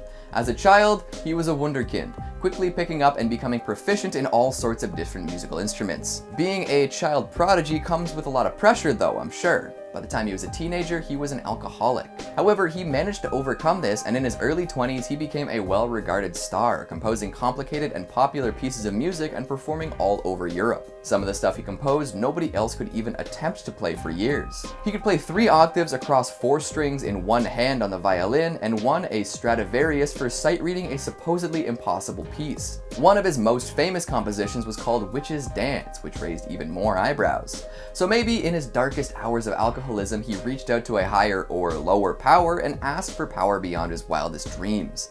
Either that, or he decided to get it together. He supposedly had really long fingers too, which may have helped with his incredible musicality. Striking up deals, looking for power, and wondering what might be on the other side. All good reasons to summon a demon, but also maybe not great reasons. But hey, it's your life. Coming in at 5, the Smyth family. The Smyth haunting took place between the years of 1974 and 1989 and referred to claims made by Jack and Janet Smyth of West Pittston, Pennsylvania, who alleged that a demon was tormenting their home. Their first claims arrived in 74 when they alleged that their double-block home was disturbed by a demon that caused loud noises and bad odors, threw their dog into a wall, shook their mattress, and pushed their children down some stairs. And on top of that, even physically and sexually assaulted Jack on multiple occasions. In '86, the family brought in our favourite demon fighting duo, Ed and Lorraine Warren. According to Ed, the demon that inhabited the Smyths' home was incredibly powerful and shook mirrors and furniture after they tried to persuade it to leave by playing religious music and praying. Temperatures would drop, and the Warrens even claimed to have seen a dark mass form in the home, with the demon once even leaving a message on a mirror telling them to get out. The home was blessed by several priests, with one unidentified priest performing 3 unsuccessful exorcisms. Janet Smyth claimed the demon avoided the rite during the exorcism by moving between the double-block home and following the family to other locations. Now, the source of the family's possession was never discovered, with many media outlets claiming they were frauds, simply looking for 15 minutes of fame, whereas others believe the family invited the demon in on their own accord. What do you guys think though? Coming in at 4, Julia. Back in 2008, a case was documented by Dr. Richard E. Gallagher, a psychiatrist in New York who describes one particular patient that we will refer to as Julia, who he deemed to be possessed by a demon. She was a middle-aged woman who wore flowing dark clothes and was incredibly charming. However, she was also part of a satanic cult. The woman referred to herself as the queen of the cult, but as I stated before, Gallagher simply referred to her as Julia, a pseudonym he gave her. Julia had approached her local priest, convinced she was being tormented by a demon, and in turn was referred to an exorcist who reached out to Gallagher for a mental health evaluation. The question here though, and the question Gallagher wanted answering, was why a devil worshipper would want to be free of the devil. Right? Gallagher helped assemble an exorcism team, and the group gathered in the chapel of the home. Reports state that the objects would fly off shelves around her. She even knew personal details about Gallagher's life, how his mother died and how many pets he had. Spookier still, even when Julia wasn't with Gallagher, she still found a way to reach out to him. On one particular occasion, Gallagher was talking on the phone with Julia's priest, when both men heard one of the demonic voices that came from Julia during her trance, even though she was nowhere near a phone and miles away.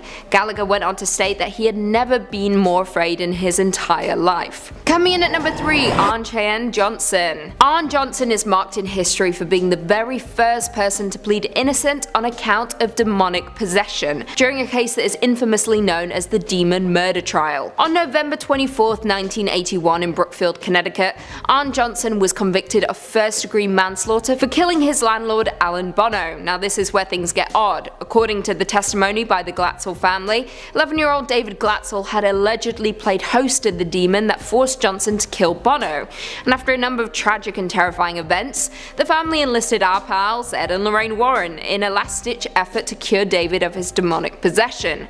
The family, along with the Warrens, proceeded to have David exorcised by a number of different priests. It lasted several days, and according to eyewitnesses, the demon left the child's body and took up residence in Arne Johnson's instead. Now, of course, a claim like this would never hold up in court, with the judge ruling that such a defense could never be proven, and was therefore infeasible in a court of law. Johnson was therefore convicted, though he only served 5 years of a 10 to 20 year sentence. Coming in at number 2, Michael Taylor. Michael Taylor is a man who became notable in England in 1974 for alleging that he was possessed by a demon. Taylor lived in West Yorkshire as a butcher, and with his wife belonged to a Christian fellowship group. However, Michael wasn't all good, with him often admitting that he felt evil within him, resulting in him attacking the leader of the fellowship, Marie Robinson, verbally. Taylor's behaviour increasingly became more erratic, and as a result, the local vicar called in other ministers experienced in deliverance in order to cast out the demons residing within the man. I mean, a little hasty. A lot of people have a temper, doesn't mean they're possessed. Anyway, the exorcism occurred on the 5th and 6th of October in 1974 at St. Thomas's Church in Gorba, and was headed by Father Peter Vincent. According to Bill Ellis, an authority in folklore and the occult, the exorcists believed that they had, I quote, in an all-night ceremony, invoked and cast out at least 40 demons, including those of incest, bestiality, blasphemy, and lewdness. At the end, exhausted, they allowed Taylor to go home, although they felt that at least 3 demons, insanity, murder, and violence, were still left in him. And they were right, because while at home, Michael Taylor murdered his wife Christine, attacking her with his bare hands before also attacking their dog. He was later found by police naked in the street, covered in blood.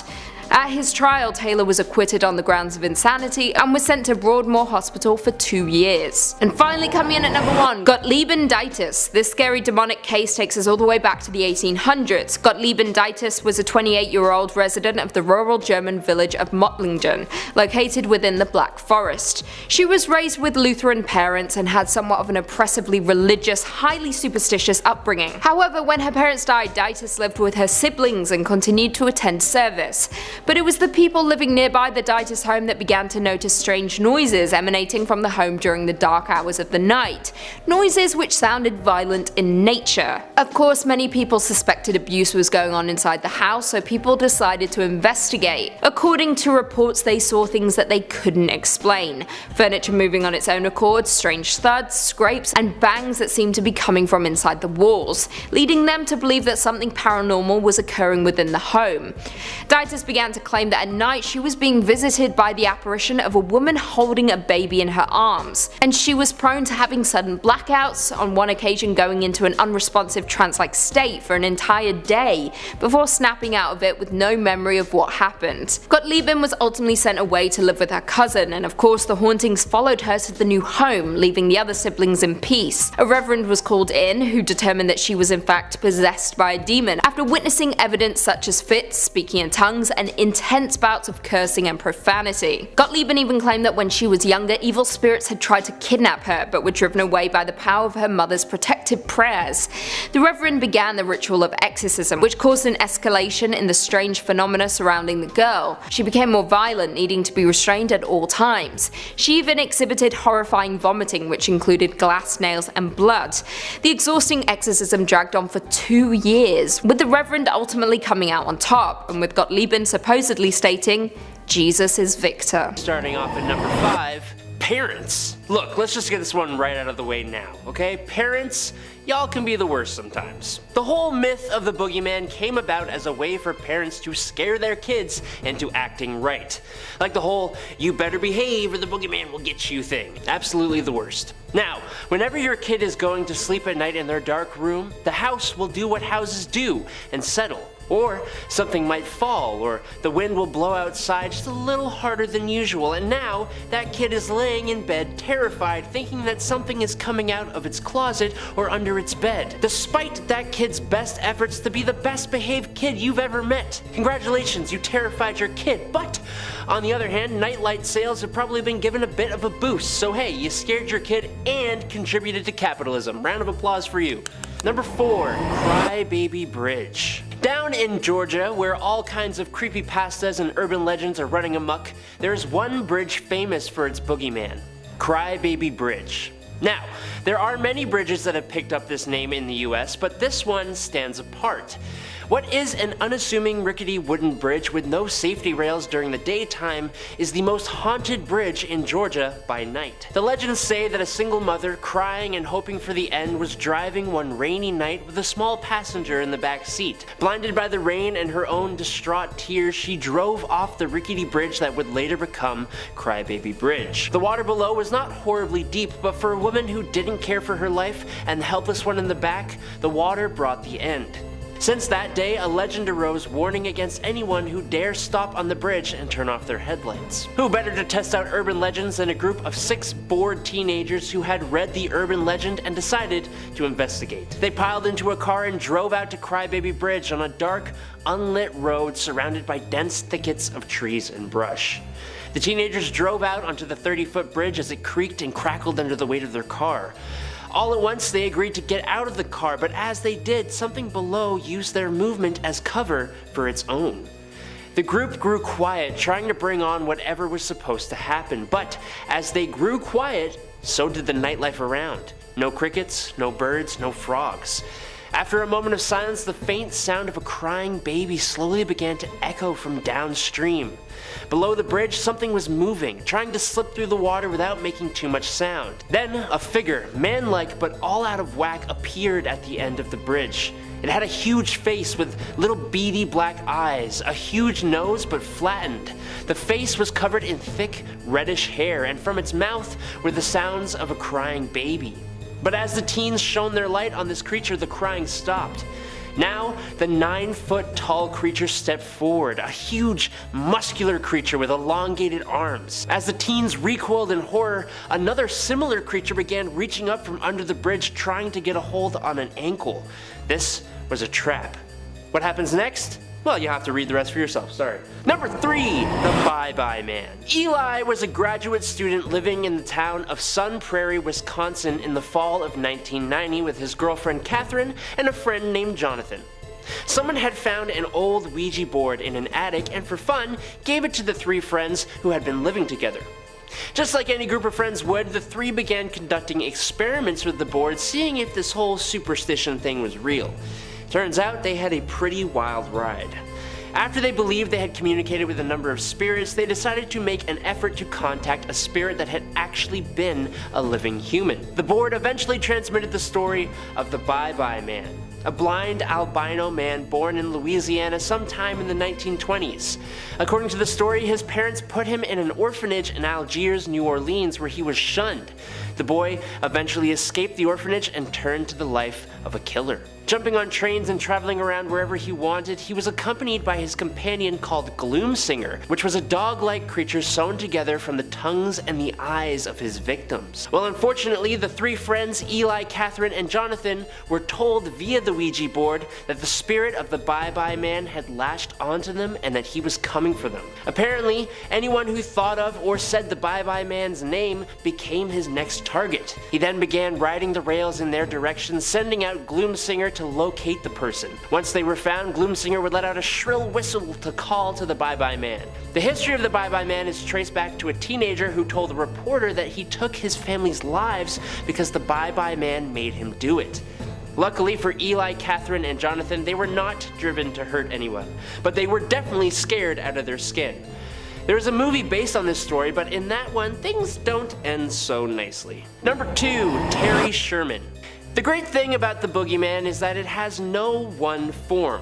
It's just the manifestation of whatever people fear. For the Native American Navajo people, this would be the Skinwalker. Now before I get into this, everything I tell you is coming from the brief amounts of research I did when making this video, so if I get something wrong or mispronounce certain things, feel free to politely correct me in the comments below. Similar but not the same to the Russian Baba Yaga, the Skinwalker is a kind of wicked sorcerer who can transform into, occupy, or disguise themselves as an animal. It has deep roots in Aboriginal American folklore.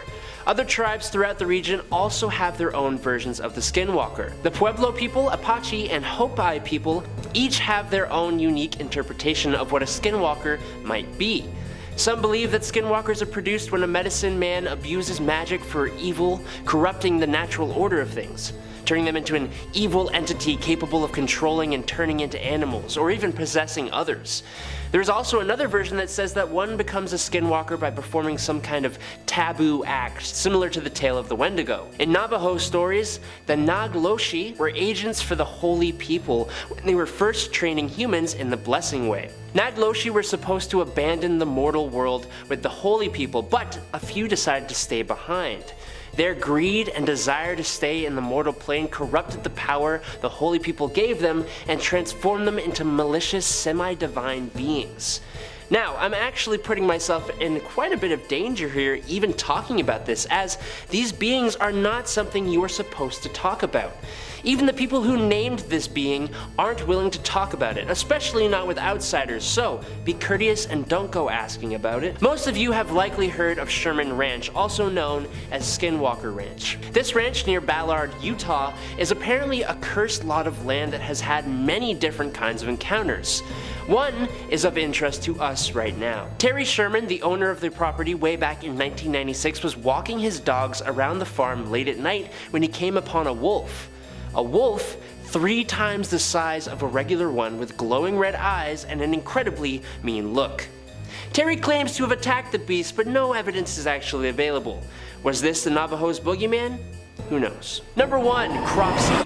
Okay, this one is going to get a bit more real. In Staten Island, USA, a tale of a boogeyman-like creature named Cropsy was famous among many kids who lived in the area. Cropsy was said to be an axe-wielding man who escaped from a mental institution and would lurk around in the dark tunnels below the old abandoned Willowbrook State School, a facility for children with intellectual disabilities that was shuttered after allegations of horrific mistreatment were exposed. The story says Cropsy comes out at night to snatch young people and bring them back into the abandoned Willowbrook. But the horror tale was actually a horrifying reality. Cropsy was in actuality Andre Rand, a suspected killer who was convicted for the passing of 2 young individuals in the 1970s. In keeping with the tale, Rand worked as a janitor at Willowbrook in the mid-1960s.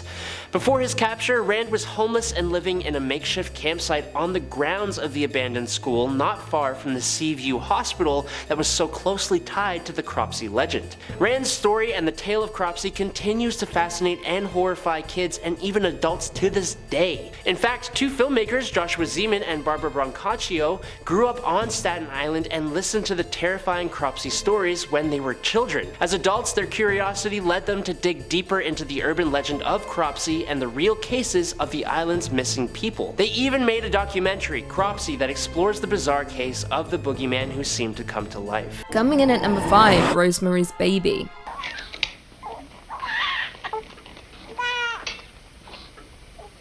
Roman Polanski's masterpiece, Rosemary's Baby, set the standard for many cultist horror movies, particularly in the way it reveals the cult, using a steady and slow build and paranoia, confusing us as to what exactly is even happening. This 1968 horror stars Mia Farrow and chronicles the story of a pregnant woman who suspects that an evil cult wants to take her baby for use in their rituals. However, it is quickly revealed that her husband has made a deal with the devil for success in his acting career, and the price is offering up his wife as a surrogate mother for something truly evil.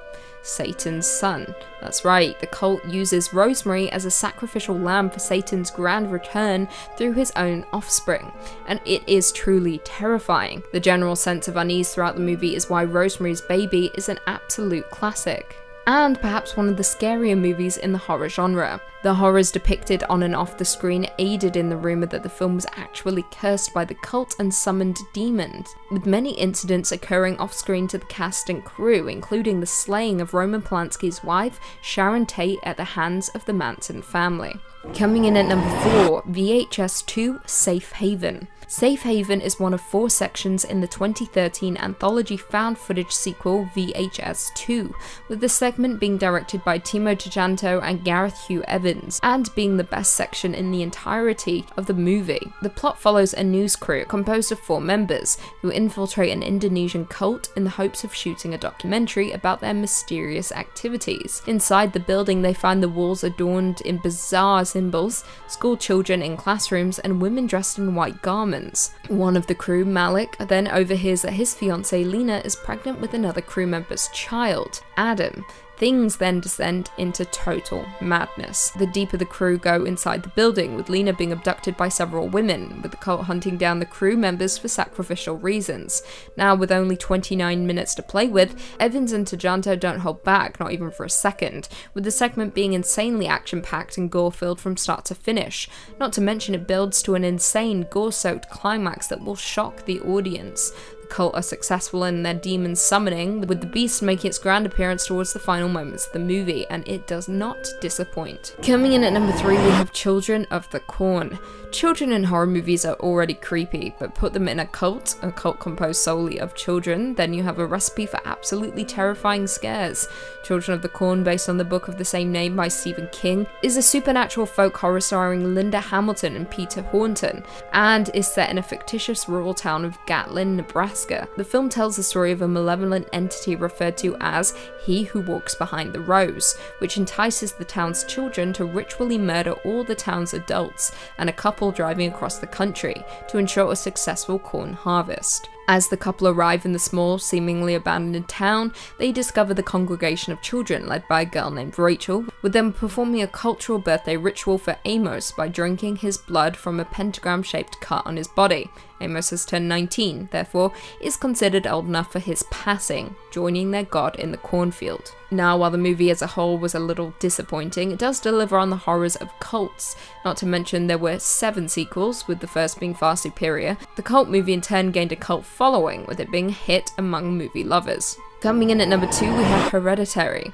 One of 2 Ari Aster movies on our list, Hereditary was a surprise horror movie, with the reveal of its cult being kept a secret for much of the movie, making it incredibly unexpected when it begins to unfold. Released in 2018, Hereditary is Ari Aster's directorial debut, with it starring Toni Collette and Alex Wolff as a family haunted by a mysterious presence after the death of their secretive grandmother. However, what begins as a sober family drama very quickly descends into a crazy supernatural horror.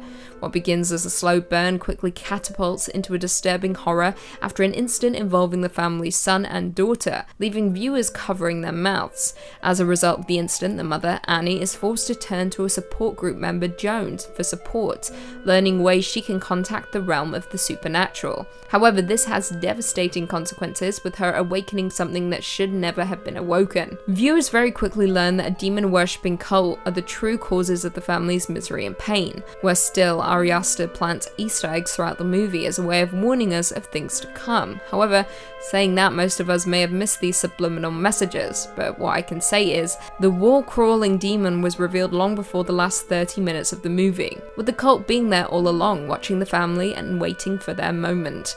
The cult in Hereditary are worshippers of Paimon, one of Lucifer's most obedient devotees, who rules 200 legions of angels, and is connected to the Tree of Death, hence why the treehouse in Hereditary is so important. The summoning of Paimon is gradual throughout the movie, but when he finally arrives and seeks solace in the body of one of the characters, well, it's enough to send shivers down anyone's spine. And finally, coming in at number 1, we have Midsommar. There are a few things more terrifying than a cult in horror movies. A group of people devoted to a dark higher power who will do absolutely anything to appease the deity. No movie displays this as effectively as Ari Aster's Midsommar. Released in 2019, Midsommar is a folk horror film starring my queen, Florence Pugh, and follows a group of friends who travel to Sweden for a festival that occurs once every 90 years, only to find themselves in the clutches of a pagan cult. Now, unlike Ari Aster's Hereditary, Midsommar lays out its intentions from the very start of the movie.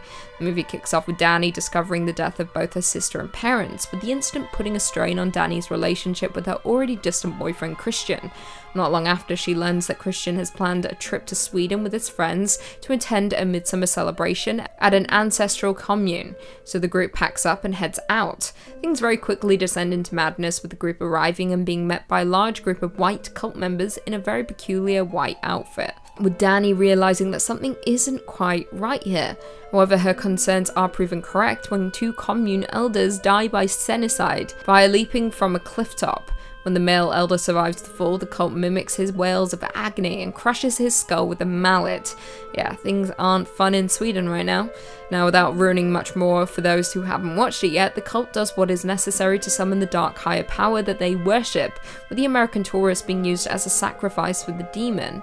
Now, more interesting still, while this movie isn't entirely based on a real cult, director Ari Aster does describe it as a stew of sorts. I quote, "We're drawing from actual Swedish traditions. We're drawing from Swedish folklore. We're drawing from Norse mythology."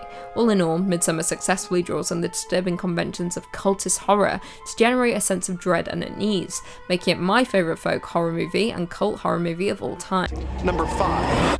The Incubus. One of the more taboo evil demons on this list is the Incubus, the male equivalent to a succubus. While a succubus is known for seducing sleeping men in order to impregnate themselves with ghostly children, the incubus comes into a woman's bed while she is asleep and impregnates her. She then carries the baby to term, giving birth to deformed witches, wizards, or demons. Not all of these offspring become evil, however, with the first legend of a wizard being fathered by an incubus actually being the legendary wizard who served King Arthur during the days of Camelot, Merlin. In the late 1400s, demonology text Malleus Maleficarum by the German Catholic clergyman Heinrich Kramer, the author talks about incubi and states that there are 5 ways to get rid of them: moving the afflicted woman to a different location, exorcism, sacramental confession, the sign of the cross, or excommunication of the attacking entity, which even the book itself admits is basically just another term for exorcism. If we are to believe Kramer's account, then incubi seem to be relatively easy demons to get rid of, being subject to all the usual tricks of the exorcist trade, and being able to be shaken by simply moving. But according to the works of the Franciscan friar Ludovico Maria Sinistari, they are much more difficult to deal with than the typical demon, with him saying that an incubus does not obey exorcists. They have no dread of exorcisms, show no reverence for holy things, and at the approach of which they are not in the least overawed. If this is true, then getting rid of an incubus could be a deeply traumatic and maybe even impossible task. Because we do not know which description of their strengths and weaknesses is the more accurate one, it is probably best to simply avoid any situations or rituals that could result in the summoning of an incubus, no matter how long of a dry spell you are dealing with, or how desperate you are becoming. Number 4. Mephistopheles. Mephistopheles, or Mephisto to his friends, is a demon who features prominently in German folklore. Although he has since become somewhat of a stock character, he is primarily known for the role he plays in the Faust legend. The Faust legend is inspired by the life of a real alchemist, astrologer, and magician named Johann Georg Faust, who lived in Germany during the late 1400s and early 1500s. It is unclear how closely Faust's life follows the legend it inspired, but the tale of his interactions with Mephistopheles have been passed down for centuries after his death. In the folk legend, Faust has become depressed with his life as a scholar and tries to take his own life. When the attempt fails, he calls on the devil, hoping to acquire magical powers that will allow him to indulge in all the earthly pleasures he can imagine. The devil then sends his representative, Mephistopheles, to make a deal with Faust. Faust and the demon broker a deal that will make Mephistopheles serve Faust with his powers for a set number of years. When that time is up, Mephisto will claim his soul and take Faust to hell, where he will be punished and forced to serve Satan for all of eternity. Faust uses Mephistopheles for a variety of purposes over the years, most famously to help him seduce a beautiful young maiden named Gretchen, with whom he has a child. When the child is born, Gretchen realizes the baby's unholy nature and throws the child into the waters, causing her to be arrested and executed for murder. Faust is corrupted and realizes his sins are unforgivable, and he is carried away to hell by Mephistopheles. True or not, the Faust legend has become deeply ingrained in culture, and despite the initial benefits Mephistopheles may present you with, he is not worth summoning. Number 3. The Popo Bawa. The Popo Bawa is one of the more recent demonic creatures on this list, with its first sightings being in 1965. The Popo Bawa is a Zanzibar legend, whose name literally translates to bat wings. This name is not a description of the creature's actual physical form, but rather a description of the large dark shadow that it casts during its attacks. Sightings of the creature have been reported periodically throughout the years in Zanzibar, with stories from the 70s, 80s, and reaching their peak in 1995, before taking a 5-year hiatus, and then being seen again in 2000 and 2007. One of the most popular explanations for this demonic creature is that a sheik man released a jinn in order to get revenge against his neighbors, but soon lost control of the jinn, who took to demonic ways. The Popo Bawa is described as a shapeshifter who takes many different forms, often switching from humanoid to animalistic shapes. It is known for being accompanied by a sulfuric odor, and it tends to visit homesteads at night and on rare occasions during the day.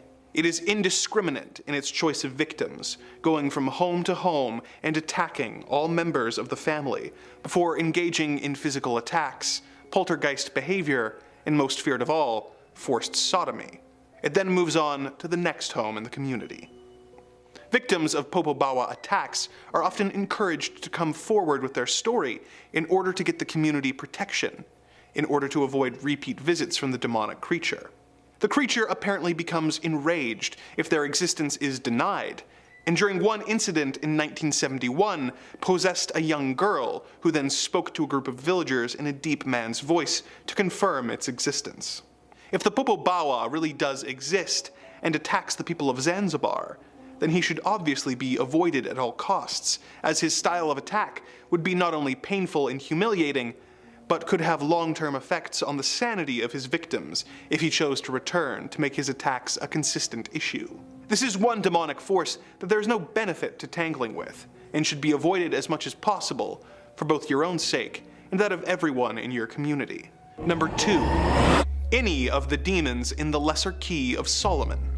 The Lesser Key of Solomon is a grimoire compiled in the 17th century from materials that were already centuries old at the time of the book's original publication. The volume is divided into 5 books, and one of which contains instructions on how to grant the practicing magician an eidetic memory and the ability to instantly learn materials. Another of the books teaches the user how to contact angels using a wax tablet and a method known as scrying. 2 of the other books describe the 24 different angels and their relation to the 24 hours in the day, and the 360 spirits of the degrees of the zodiac. However, the Lesser Key's most famous book is known as Ars Godia, which contains 72 sigils, each representing a different demon, as well as instructions on how to summon the 72 demons and even how to control them. Before you go searching for a copy at Barnes & Noble, consider the following. The Lesser Key of Solomon is apparently a cursed book, with anyone who owns a copy of it reportedly being subject to constant bad luck, or in some cases even death. Some owners of the book have reported seeing the pages turning by themselves and even flying across the room, while hearing whispers and seeing dark shadow people.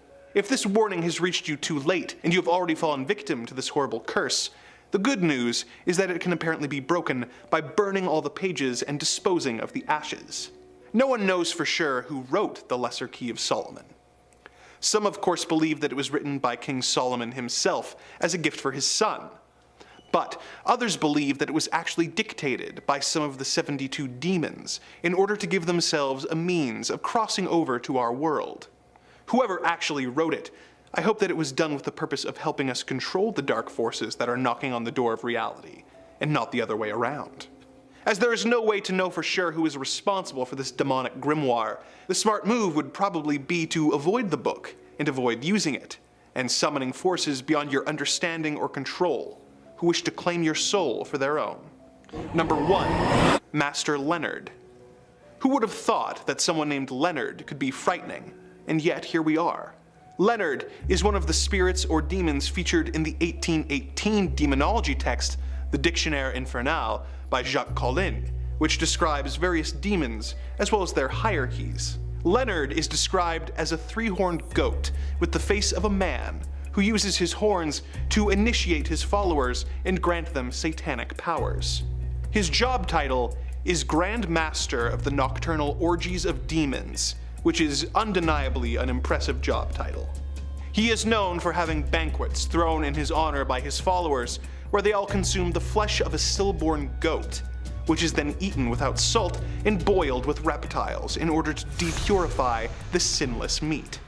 He also has a habit of transforming into a handsome young soldier and luring young women into the wilderness, where he will impregnate them, with all the resulting children being stillborn as an offering to sin.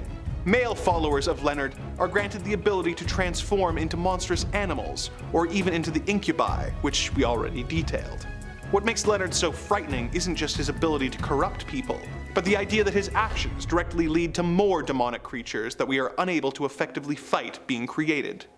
In order to keep our world as demon-free as possible, Master Leonard and his parties should probably be avoided. Coming in number 5, we've got Mother Suspiriorum. Thankfully, this witch mostly minds her own business. It's always good to have a demon summoning witch stay in her lane. It shows maturity and purpose, and most of all, an unwillingness to get innocent and unrelated parties involved. Mother Suspiriorum is mostly concerned with the smooth running of the Helena Marcos Dance Academy, and as such will do all sorts of heinous things to ensure everything goes well. These acts don't really reach out beyond the immediate interests and and connections at the academy though. Still, her spellcasting and demonic involvements are terrifying to say the least. Throughout Suspiria, we see all sorts of spells cast by the matronly witches. A poor student who had caught on to the magical nature of the academy is brought to a secret room and has her body unknowingly contorted by Mother Suspiriorum's vessel, Susie Banyan. This horrible twisting and turning performance renders her body a mangled mess, but isn't quite a demonic summon. Then we see a girl dropped through the floor, which results in a broken leg.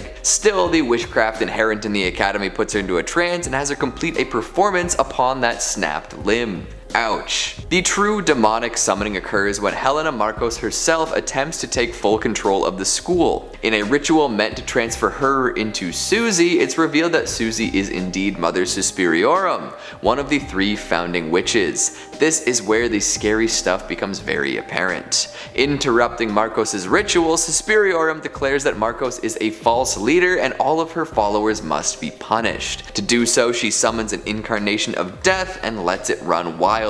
And run wild it does. This blood-soaked abomination tears through the followers of the false prophet, rending their flesh and melting them down to nothing. Those who are not on Marcos' side can do nothing but look on in terror as their contemporaries are torn apart by an otherworldly presence, but hey, at least they get to survive. With this death-filled ritual complete, Suspiriorum is free to roam about in Susie's body, watching over those who were involved with the academy. However, it seems she's not too eager to summon another demon right away. Another ritual someday, perhaps. Coming in number 4, we've got Haggis from Pumpkinhead. Now here's a movie with a totally different vibe for you. No dancing, no intrigue, but definitely a bloody demon looking to kill some youths. She may not have an academy to inherit, but Haggis is definitely good at casting spells and summoning demons. This witch looks more like a witch than pretty much anybody on this list, too. Gnarled features, wispy hair, living a hermit's life far away from anyone and everyone. The whole 9 witchy yards. The thing Haggis is most well known for is definitely the summoning of Pumpkinhead though.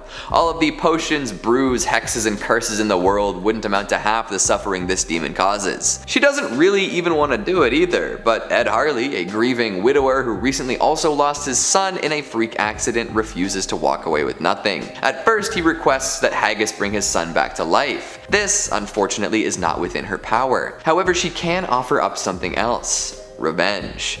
Ed jumps at the opportunity, not exactly knowing what he's in for. In doing so, he dooms all sorts of people, including himself. Knowing what's in store, Haggis warns Ed of the terrible price he'll pay, but goes through with the ritual regardless. Unearthing a corpse from the mountain graveyard, Ed offers up both his and his son's blood to Haggis to summon Pumpkinhead. This demonic creature rises from the earth and begins a terrifying killing spree. It makes its way to the teens responsible for the death of Ed's son and methodically ends their lives. Ed starts to see these gruesome murders through the eyes of the demon and realizes the mistake he's made. Too late though. Pumpkinhead cannot be stopped until its revenge mission is complete. Haggis warns Ed that if he tries to stop Pumpkinhead, he'll die too. This results in Ed discovering that he and the demon are inextricably linked. Any damage done to Ed happens to the demon too. With this information, Ed decides to lay his own life on the line to end the madness, and successfully kills both himself and the demon. Haggis then collects their bodies and returns them to the mountain. Someday though, she'll bring the demon back. Someday. Coming in number 3, we've got the Borrower Witch from Supernatural. There are plenty of demons and witches to choose from in this famous series, but the Borrower Witch seems to fit this list the best. This witch in particular, interestingly enough, has no real name. She's known almost exclusively by her title. To gain her supernatural powers, this woman made a deal with the demon. For her soul, she received a demonic signet ring which provided her with great power. She was able to cast many spells, and her life was extended far beyond the limits of an average individual. However, as her life started to wane, she decided it was time to pass on her gift. This wasn't a pleasant mentorship opportunity though. She decided that she was going to go on a killing spree to attract another promising young witch. Oh, and so she did. During her killing spree, Tasha Baines tracked her down and refused to be her subordinate. Because of this, the Borrower Witch killed Tasha, which kicked off a whole new series of events involving cutting hearts out of chests, twig and twine dolls, and witch killing bullets. Damn. Coming in number 2, we've got Sarah from the Neon Demon. This could be a very wild reading of this movie, but I think it works out just fine. The Neon Demon is the tale of a young orphaned model named Jessie who moves to LA in an attempt to make it big. At first, she's innocent and afraid, unsure of herself and looking to others for help. Enter Sarah, one of the 3 big presences in the movie. She appears alongside Gigi, another model, and immediately takes interest in Jessie. Sarah and Gigi are shunned by many powerful figures in the modeling community following the arrival of Jessie. This makes them jealous and angry. Sarah speaks with Jessie about how easy it must be for her because everyone loves and admires her. This is the inciting incident in Jessie's coming ritual. As narcissism takes over, Sarah watches from afar. Jessie shoots to the top quickly for sure, but in doing so loses some previous parts of herself. And she starts seeing strange neon symbols all over the place in her life. Her dreams begin to showcase horrifying and possibly demonic imagery. While her professional life soars, the people around her begin to disappear or expect more from her. This culminates in Jessie being killed and eaten by Sarah, Gigi, and makeup artist Ruby.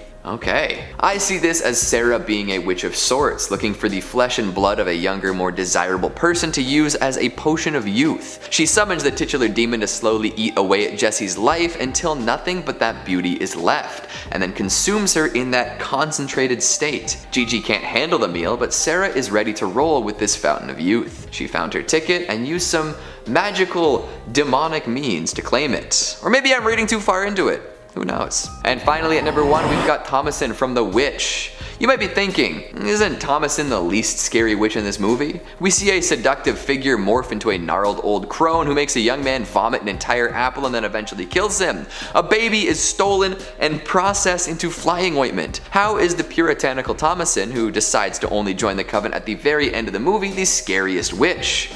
Well, that's the thing. She was devout throughout the flick, asking for forgiveness from God, staying with her family even when accused of sin and treachery by her mother, the works. But even with all of that, she was unable to protect her family and ended up totally alone. Desperation takes over and she summons the devil himself through Black Phillip, the demon who tempted and methodically killed her entire family in myriad gruesome ways. She decides that she will give her soul to him forever to avoid dying in the wilderness. So while Thomasin herself might not be a scary witch, the things she had to go through only to end up making a deal with the devil are very scary. Starting with number 5, we have Behemoth. No, not the ride at Canada's Wonderland. I'm talking about the mythological beast that dates back to the beginning of mankind, and whose name is now an adjective for any large or powerful being. The name Behemoth originated historically from the archaic Jewish name for hippopotamus, and is described as a beast from the biblical book of Job. He is a form of the primeval chaos monster created by God at the beginning of creation, being paired up with the other chaos monster Leviathan, and according to later Jewish tradition, both would become food for the righteous at the end time. Hey,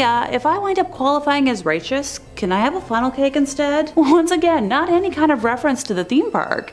These beings came first, but now I'm kinda in the mood to tackle a roller coaster. While I've established that Behemoth was a brutish beast known for incredible strength, legend says he was originally created to help stabilize the world, and is known to create chaos in humans' lives, just like my roommate. He is said to take the form of a colossally large elephant with pitch black eyes covered in white scales that appear to be falling off, and has teeth the size of Mount Everest. Yeah, that's a little too big for my liking. The direct quote from the book of Job that I mentioned earlier is as follows. 15 Behold Behemoth, which I made as I made you, he eats grass like an ox. 16 Behold, his strength in his loins, and his power in the muscles of his belly. 17 He makes his tail stiff like a cedar, the sinews of his thighs are knit together. 18 His bones are tubes of bronze, his limbs like bars of iron. 19 He is the first of the works of God, let him who made him bring near his sword. 20 For the mountains yield food for him where all the wild beasts play. 21 Under the lotus plants he lies, in the shelter of the reeds and in the marsh. 22 For his shade, the lotus trees cover him, the willows of the brook surround him. 23 Behold, if the river is turbulent, he is not frightened, he is confident through Jordan rushes against his mouth. 24 Can one take him by his eyes, or pierce his nose with a snare? Behemoth and Leviathan make an appearance in Revelation 13 as they try to fight against God and can be only slain by God. Thessalonians 2:8, Revelation 19:19-20, both these beasts are extremely strong, unruly, and untamable in nature. In Revelation 13:11-12, then I saw another beast coming up out of the earth, and he had 2 horns, like a lamb, and he spoke as a dragon. 12, he exercises all the authority of the first beast in his presence, and he makes the earth and those who dwell in it to worship the first beast, whose fatal wound was healed. And that's enough Bible babble for right now. In 4th place, we have Vine, an earl and king of hell. This earl commands a simple 36 legions of demons. Because I know y'all are gonna make me do the math for this one, a legion is anywhere from 3,000 to 6,000 demons. So roughly between 108 to 216,000 demons. Where's my gold star for calculating that? And how are there so many demons? The significance of his name seems to be from the Latin word vinea, vine, which is also the name given to an ancient war machine made of wood and covered with leather and branches, used to overthrow walls. In terms of his appearance, once summoned, he will show up resembling a lion and holding a viper in his hands. Now, I don't do well with snakes, so if you request him to change said appearance, he will present in human form,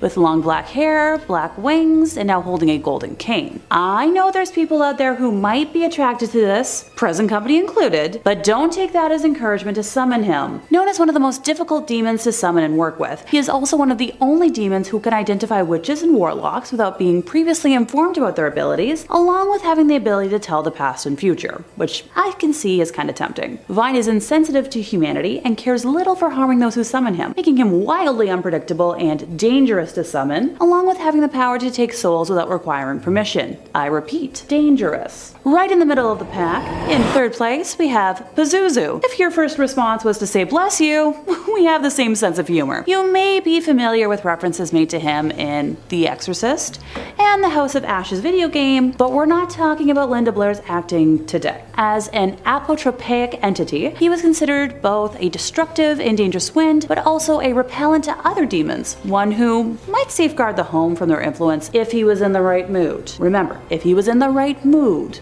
Kinda like me sometimes. He is quoted as introducing himself by stating, "I am Pazuzu, son of Anubu, king of the evil Lilu demons. I was enraged in violent motion against the strong mountains and ascended them." Lilu demons are the class to which Pazuzu and his leagues of demons belong. There is also a notable connection to the earlier Babylonian personifications of the 4 winds. These beings, as depicted on several cylinder seals, have wings, and each represents a different direction of the north, south, east, and west winds. It's important to note that noted professor of ancient studies Franz Wigerman calls attention to the crooked positioning of the masculine west wind in seals. Franz Wigerman calls attention to the crooked positioning of the masculine west wind in seals, which is similar to the posture in Pazuzu's physical depiction. More connections appear in later seals, as this same bent-over figure takes on talons and a scorpion's tail. The main difference in their depictions is the head, and the conclusion was made that it is Pazuzu's body and not his head that denotes him as a wind demon. Another scholar, Scott Neweagle, asserts that Pazuzu's possession of 4 wings links to the term kipatu, meaning circle, loop, circumference, and totality, suggesting his control over all cardinal directions of wind was inherited from his predecessors. Pazuzu was often depicted with a man's body, the head of a lion or a dog, talons for feet, 2 pairs of wings, a scorpion's tail, and a serpentine phallus. Around now you might be thinking, Pazuzu is a long name, he has to have some sort of a, nickname or other moniker, right? Sure. He's been called the agony of mankind, suffering of mankind, or disease of mankind. Take your pick. This god of wind and plague is known as Lucifer's right-hand man and has the power to control and rule over other evil spirits, being known to bring forth droughts and famine. It is said that he conspired with Lucifer to overthrow God, and they were thrown out of heaven together. He is fond of corrupting the innocent and good, being known to offer help that appears good and benevolent, but actually requires recipients to request more of his assistance, sending them further and further into his debt, sentencing them to an afterlife of eternal agony. See, reality is agony enough, so I'll pass. Our runner-up for today is Sergat, first mentioned in history in 1517, whose deceptive and cunning mind make him one of the most tricky demons you could possibly think of summoning. Due to his name, he is associated closely with Saturdays. Sure, he might be the least known demon on this list, lacking the background detail that emphasizes the other demons, but he is still very much to be feared. He is known as the one who can open all locks, which may seem a little silly on the surface level, but once summoned, he is impossible to escape or to conceal yourself from unless it's on on his terms. Targets of Sergat are relentlessly pursued until found, and then presented with imagery until they go mad. He was the last demon to be summoned by known demon hunter and documentarist Pope Honorarius in his grimoire. Honorarius had thoroughly documented the strengths and weaknesses of every demon he summoned during his research into the oncoming War Against Demons, but had only written ability to open locks about Sergat before his untimely death, leaving history to believe Sergat was responsible for this event. Now, I'm not going to spell out how to summon him, because I hope I've made it clear enough by now that I exist to discourage that kind of behavior, but I did find it kind of neat that one would need a nail from an old coffin to do so. Oh, and before I forget, Sergat is invisible when he manifests, making him easy to lose track of. And in first place, we have Beelzebub, Lord of the Flies, Lord of Dung, and God of Filth himself. He is described visually as a smaller and hunched over creature with red or purple skin, ram horns, a forked tongue, and a long tail, along with incredibly powerful wings. Kinda sounds like a D&D character. He often prefers to appear as a fly when summoned, which may sound innocent until you consult history. Flies were believed to have been born from rotting flesh and plagues. According to Christian beliefs, he began his career as a false god, convincing men to worship him and trick them, so he could give faulty advice that would harm instead of helping those in need. Before in the comments asks for a Bible citation, since I haven't been including them for all of the listings today, I'll mention it now. In Mark 3:22, the scribes accused Jesus Christ of driving out demons by the power of Beelzebub, the prince of demons. The name also appears in the expanded version in Matthew 12:24, 27, and Luke 11:15, 18, 19, as well as in Matthew 10:25. Jesus knew their thoughts and said to them, "Every kingdom divided against itself will be ruined, and every city or household divided against itself will not stand. If Satan drives out Satan, he is divided against himself. How then can his kingdom stand? And if I drive out demons by Beelzebul, by whom do your people drive them out? So then they will be your judges. But if I drive out demons by the Spirit of God, then the kingdom of God has come upon you." Funny. Hanging around this spooky stuff has me quoting the Bible more than I ever thought I would in my lifetime. Guess I should have paid more attention in my middle school religion classes, or when I was altar serving as a kid, instead of just figuring out the perfect angle to tip a candle at to splash wax on my arm. What? I never said I was a normal kid. Beelzebub is commonly described as placed high in hell's hierarchy. According to the stories of the 16th century occultist Johann Weyer, Beelzebub led a successful revolt against the devil, is the chief lieutenant officer of Lucifer, the emperor of hell, and presides over the Order of the Fly. And I thought I was a workaholic.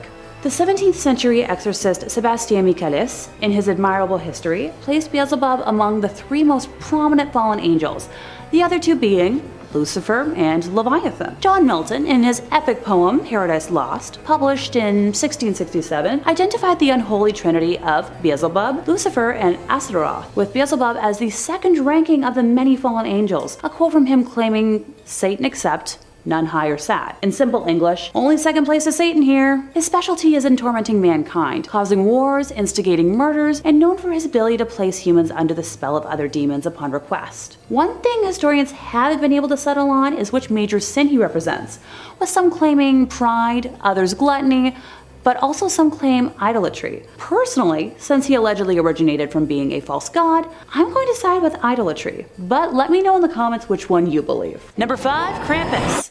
So we're starting off our list strong today with the iconic Yule goat himself, Krampus. I'm sure you've all heard the name. Austrian and German folklore describe him as a half goat, half demon, with a long tongue, large horns, thick dark hair, and fangs. The name is either derived from the German word for claw, Krampen, or the Bavarian Krampen, meaning dead or rotten.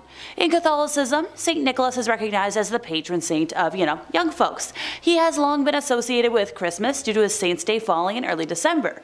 Now, while many cultures celebrate this benevolent symbol of generosity, his existence opened the question of who might punish those who are bad.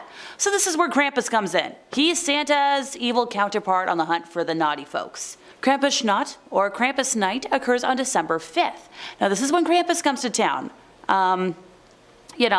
Ciao to all the bad little ones with birch sticks and chasing them through their homes. He is often depicted as carrying chains and wearing a large basket on his back, the tools he used to steal them away to his lair to consume later.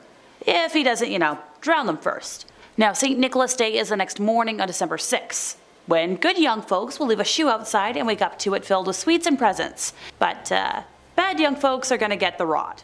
In more modern times, Krampuslauf takes center stage across Austria, Germany, Hungary, Slovenia, and the Czech Republic. There is a nighttime Krampus run in which hundreds of people take to the streets dressed as a demon. You know, they Wachow! The legs of young folks, steal hats, and hand out schnapps. It is a 500-year-old tradition. Although now more organized and toned down, it was previously a very raucous occasion with lots of consummation of fun beverages and, anarchy. Can't have a holiday tradition without anarchy. Such events occur annually in most alpine towns. Now, Krampus is featured on many holiday greeting cards called Krampuskarten, and the origin of the figure is kind of unclear. Some folklorists and anthropologists have postulated it as having pre-Christian origins. Now, discussing his observations in 1975 while in Erdning, a small town in Styria, anthropologist John J. Honigman wrote that the St. Nicholas festival we are describing incorporates cultural elements widely distributed in Europe, in some cases going back to pre-Christian times. Nicholas himself became popular in Germany around the 11th century. The feast dedicated to this patron of young folks is only one winter occasion in which, young people are the objects of special attention. Others being Martinmas, the Feast of the Holy Innocents, and New Year's Day. Masked devils acting boisterously and making nuisances of themselves are known in Germany since at least the 16th century, while animal masked devils combining dreadful comic, antics appeared in medieval church plays. A large literature, much of it by European folklorists, bears on these subjects. Austrians in the community that they were studied are quite aware of heathen elements being blended with Christian elements in the St. Nicholas customs and in other traditional winter ceremonies. They believe Krampus derives from a pagan supernatural who was assimilated to the Christian devil. So fun fact, in the aftermath of the 1932 election in Austria, the Krampus tradition was prohibited by the Dollfuss regime under the clerical fascist Fatherland Front and the Christian Social Party. And in the 1950s, the government distributed pamphlets titled, "Krampus is an evil man," for fear that encounters with Krampus, might damage young folks' mental health. Towards the end of the century, though, a popular resurgence of Krampus celebrations occurred and continue to this day. Like, who hasn't heard of them? I have, and I'm here in Canada. Number 4, the Yule Lads. Look, I hate to be the one to make the comparison, but when I first saw a photo of these little guys, they totally reminded me of the 7 dwarves from Snow White, so I couldn't understand how they're considered demonic. But I also think the Annabelle doll is adorable and precious, so maybe my view on the world is a little warped. A little. The 13 Yule Lads are mischievous winter spirits from Icelandic folklore, and over time they've become a friendlier presence and similar in appearance to Santa Claus.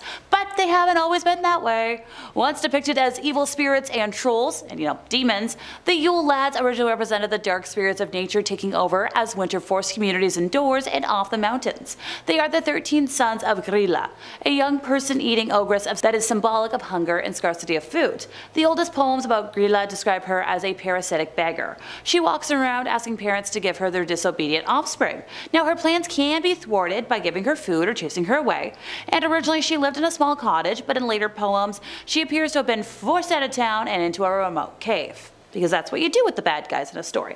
Current-day Grilla can detect young people who are misbehaving year-round, not just at Christmas, unlike Santa.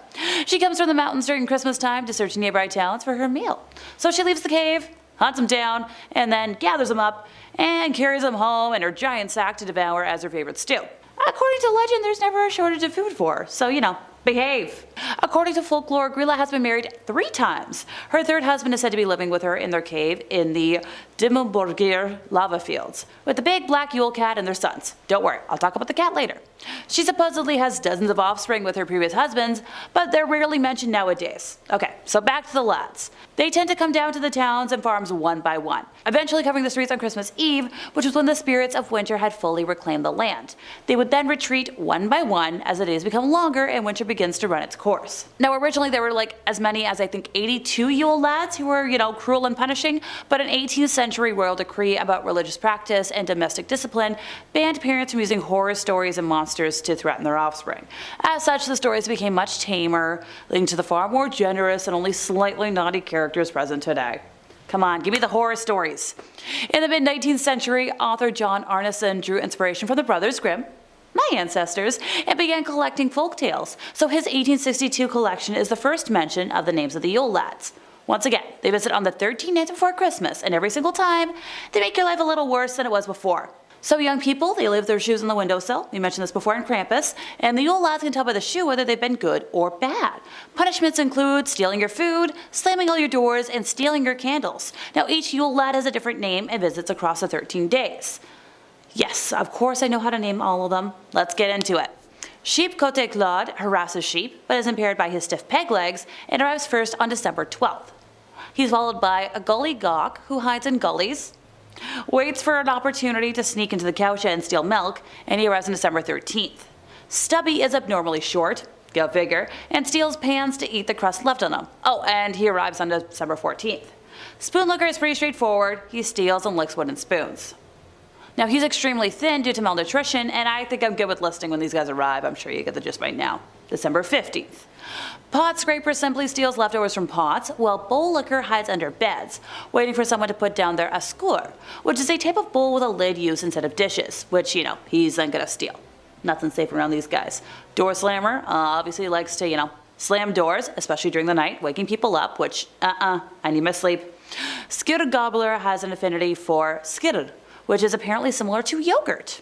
Next up, Sausage Swiper, which that's a heck of a name, hides in the rafters and snatches sausages that are being smoked. Window Peeper is a snoop who looks through windows in search of things to steal. So once again, lock up all your goods, folks. Doorway Sniffer has an abnormally large nose and an acute sense of smell, which he uses to locate bread. Smart. Meat Hook, yeah, you guessed it, uses a hook to steal meat. And finally, Candle Stealer follows young people in order to steal their candles, which were once made of tallow, so they were edible at the time. Nowadays, I'm like, just don't take my Bath & Body Works candles. They're expensive. And like I said before, each of these lads stays for 13 nights, and that's 13 nights too many in my opinion. Once again, I need my sleep. I don't get enough of it. Number 3, the Yule Cat. Alrighty, I'm gonna try to say the proper name once, and that's it, so shush in the comments. Yola Catherine belongs to Grilla, the ogress mother of the Yule lads, who, I just talked about them a moment ago. So it is described as a giant, hunchbacked, and vicious cat. With whiskers like razor blades, blazing eyes, and terrible claws. She prowls through the town looking through young people's windows to see if they have received new clothes on Christmas Eve. Now, if you get new clothes, the cat's gonna move on to the next house and leave you alone. But if you don't, she's gonna steal your Christmas dinner and then eat you. Gotta eat everything. This legend dates back to the 19th century, a time when many families relied heavily on wool production for work. Because of this, receiving clothes as a present would imply all the chores had been completed. Lazy people who did not help would get nothing and face the Yule Cat's wrath. Although referred to as an ancient tradition, written accounts of the Yule Cat have only been located as recently as the 19th century. The threat of being eaten by the cat was used as farmers as an incentive for their workers to finish processing the autumn wool before Christmas. Number 2, Belsnickel. Also known as a Pelsnickel, Pelsnickel, Belsniggle, this being is thought to be an amalgamation of Santa and Krampus, since he ventures out on his own offering both presents and punishment. He dresses in tattered clothes with layers of different furs, and is often shown wearing a scary mask with antlers and covered in foliage. Alrighty, insert reference to The Office right here. I'll admit I never really got into that show, but I'm aware of the pop culture references when need be. So this creature makes an appearance after dark, making his presence known by tapping branches on the window. Front door's gonna bust open, and he's gonna make his entrance with a gravelly voice and jerky movements as, he's gonna quiz some young people on their behavior. If they can answer questions with confidence, they're rewarded with cakes and nuts. If they cannot, they are, watch out, with a charmed hazel branch. Like many of these Christmas demons, there are earlier versions of the Belsnickel legend which are darker, including stealing young people off into the forest to never be seen again. Many stories do give young people a chance to redeem themselves. You're made to dance, sing, or recite a poem depending on what you wanted to see, and if you're doing well, you're going to be returned to your If you do well, you're going to be returned to your parents. Now, nowadays, these characters have been adapted to the point where they're equivalent of Christmas gnomes, who utter gibberish and tend to get confused for Santa in appearance. Trust me, I've seen them. They're cute and all, but I'm like, oh, they're scary. Number 1, Frohperta. Also known as the Pecht or Berta, this name is believed to mean the Bright One. She's said to appear in 2 forms, either a beautiful lady with hair as white as snow, or a haggard old woman dressed in rags, wearing an iron beak. Many depictions show her carrying a cane or concealing a long, sharp kitchen utensil. Now, Frohperta is known to wander the countryside throughout midwinter, entering homes between Christmas and Epiphany, otherwise known as the 12 Days of Christmas. She is the upholder of cultural taboos, in particular ensuring the prohibition of spinning wool or flax on holidays. If houses are kept clean and all spinning has been completed before Christmas Day, young people may find a silver coin left as a present. However, there are many ways to displease this terrifying Christmas demons. If you forget to leave food out on Christmas Eve, if the house is unkept, or non-traditional food is eaten on her feast day, she is known to slice open the young person's belly, rip out their innards, and fill the hole with straw and pebbles. When they are discovered, your parents are going to think you passed in your sleep, and nobody's going to know it was her.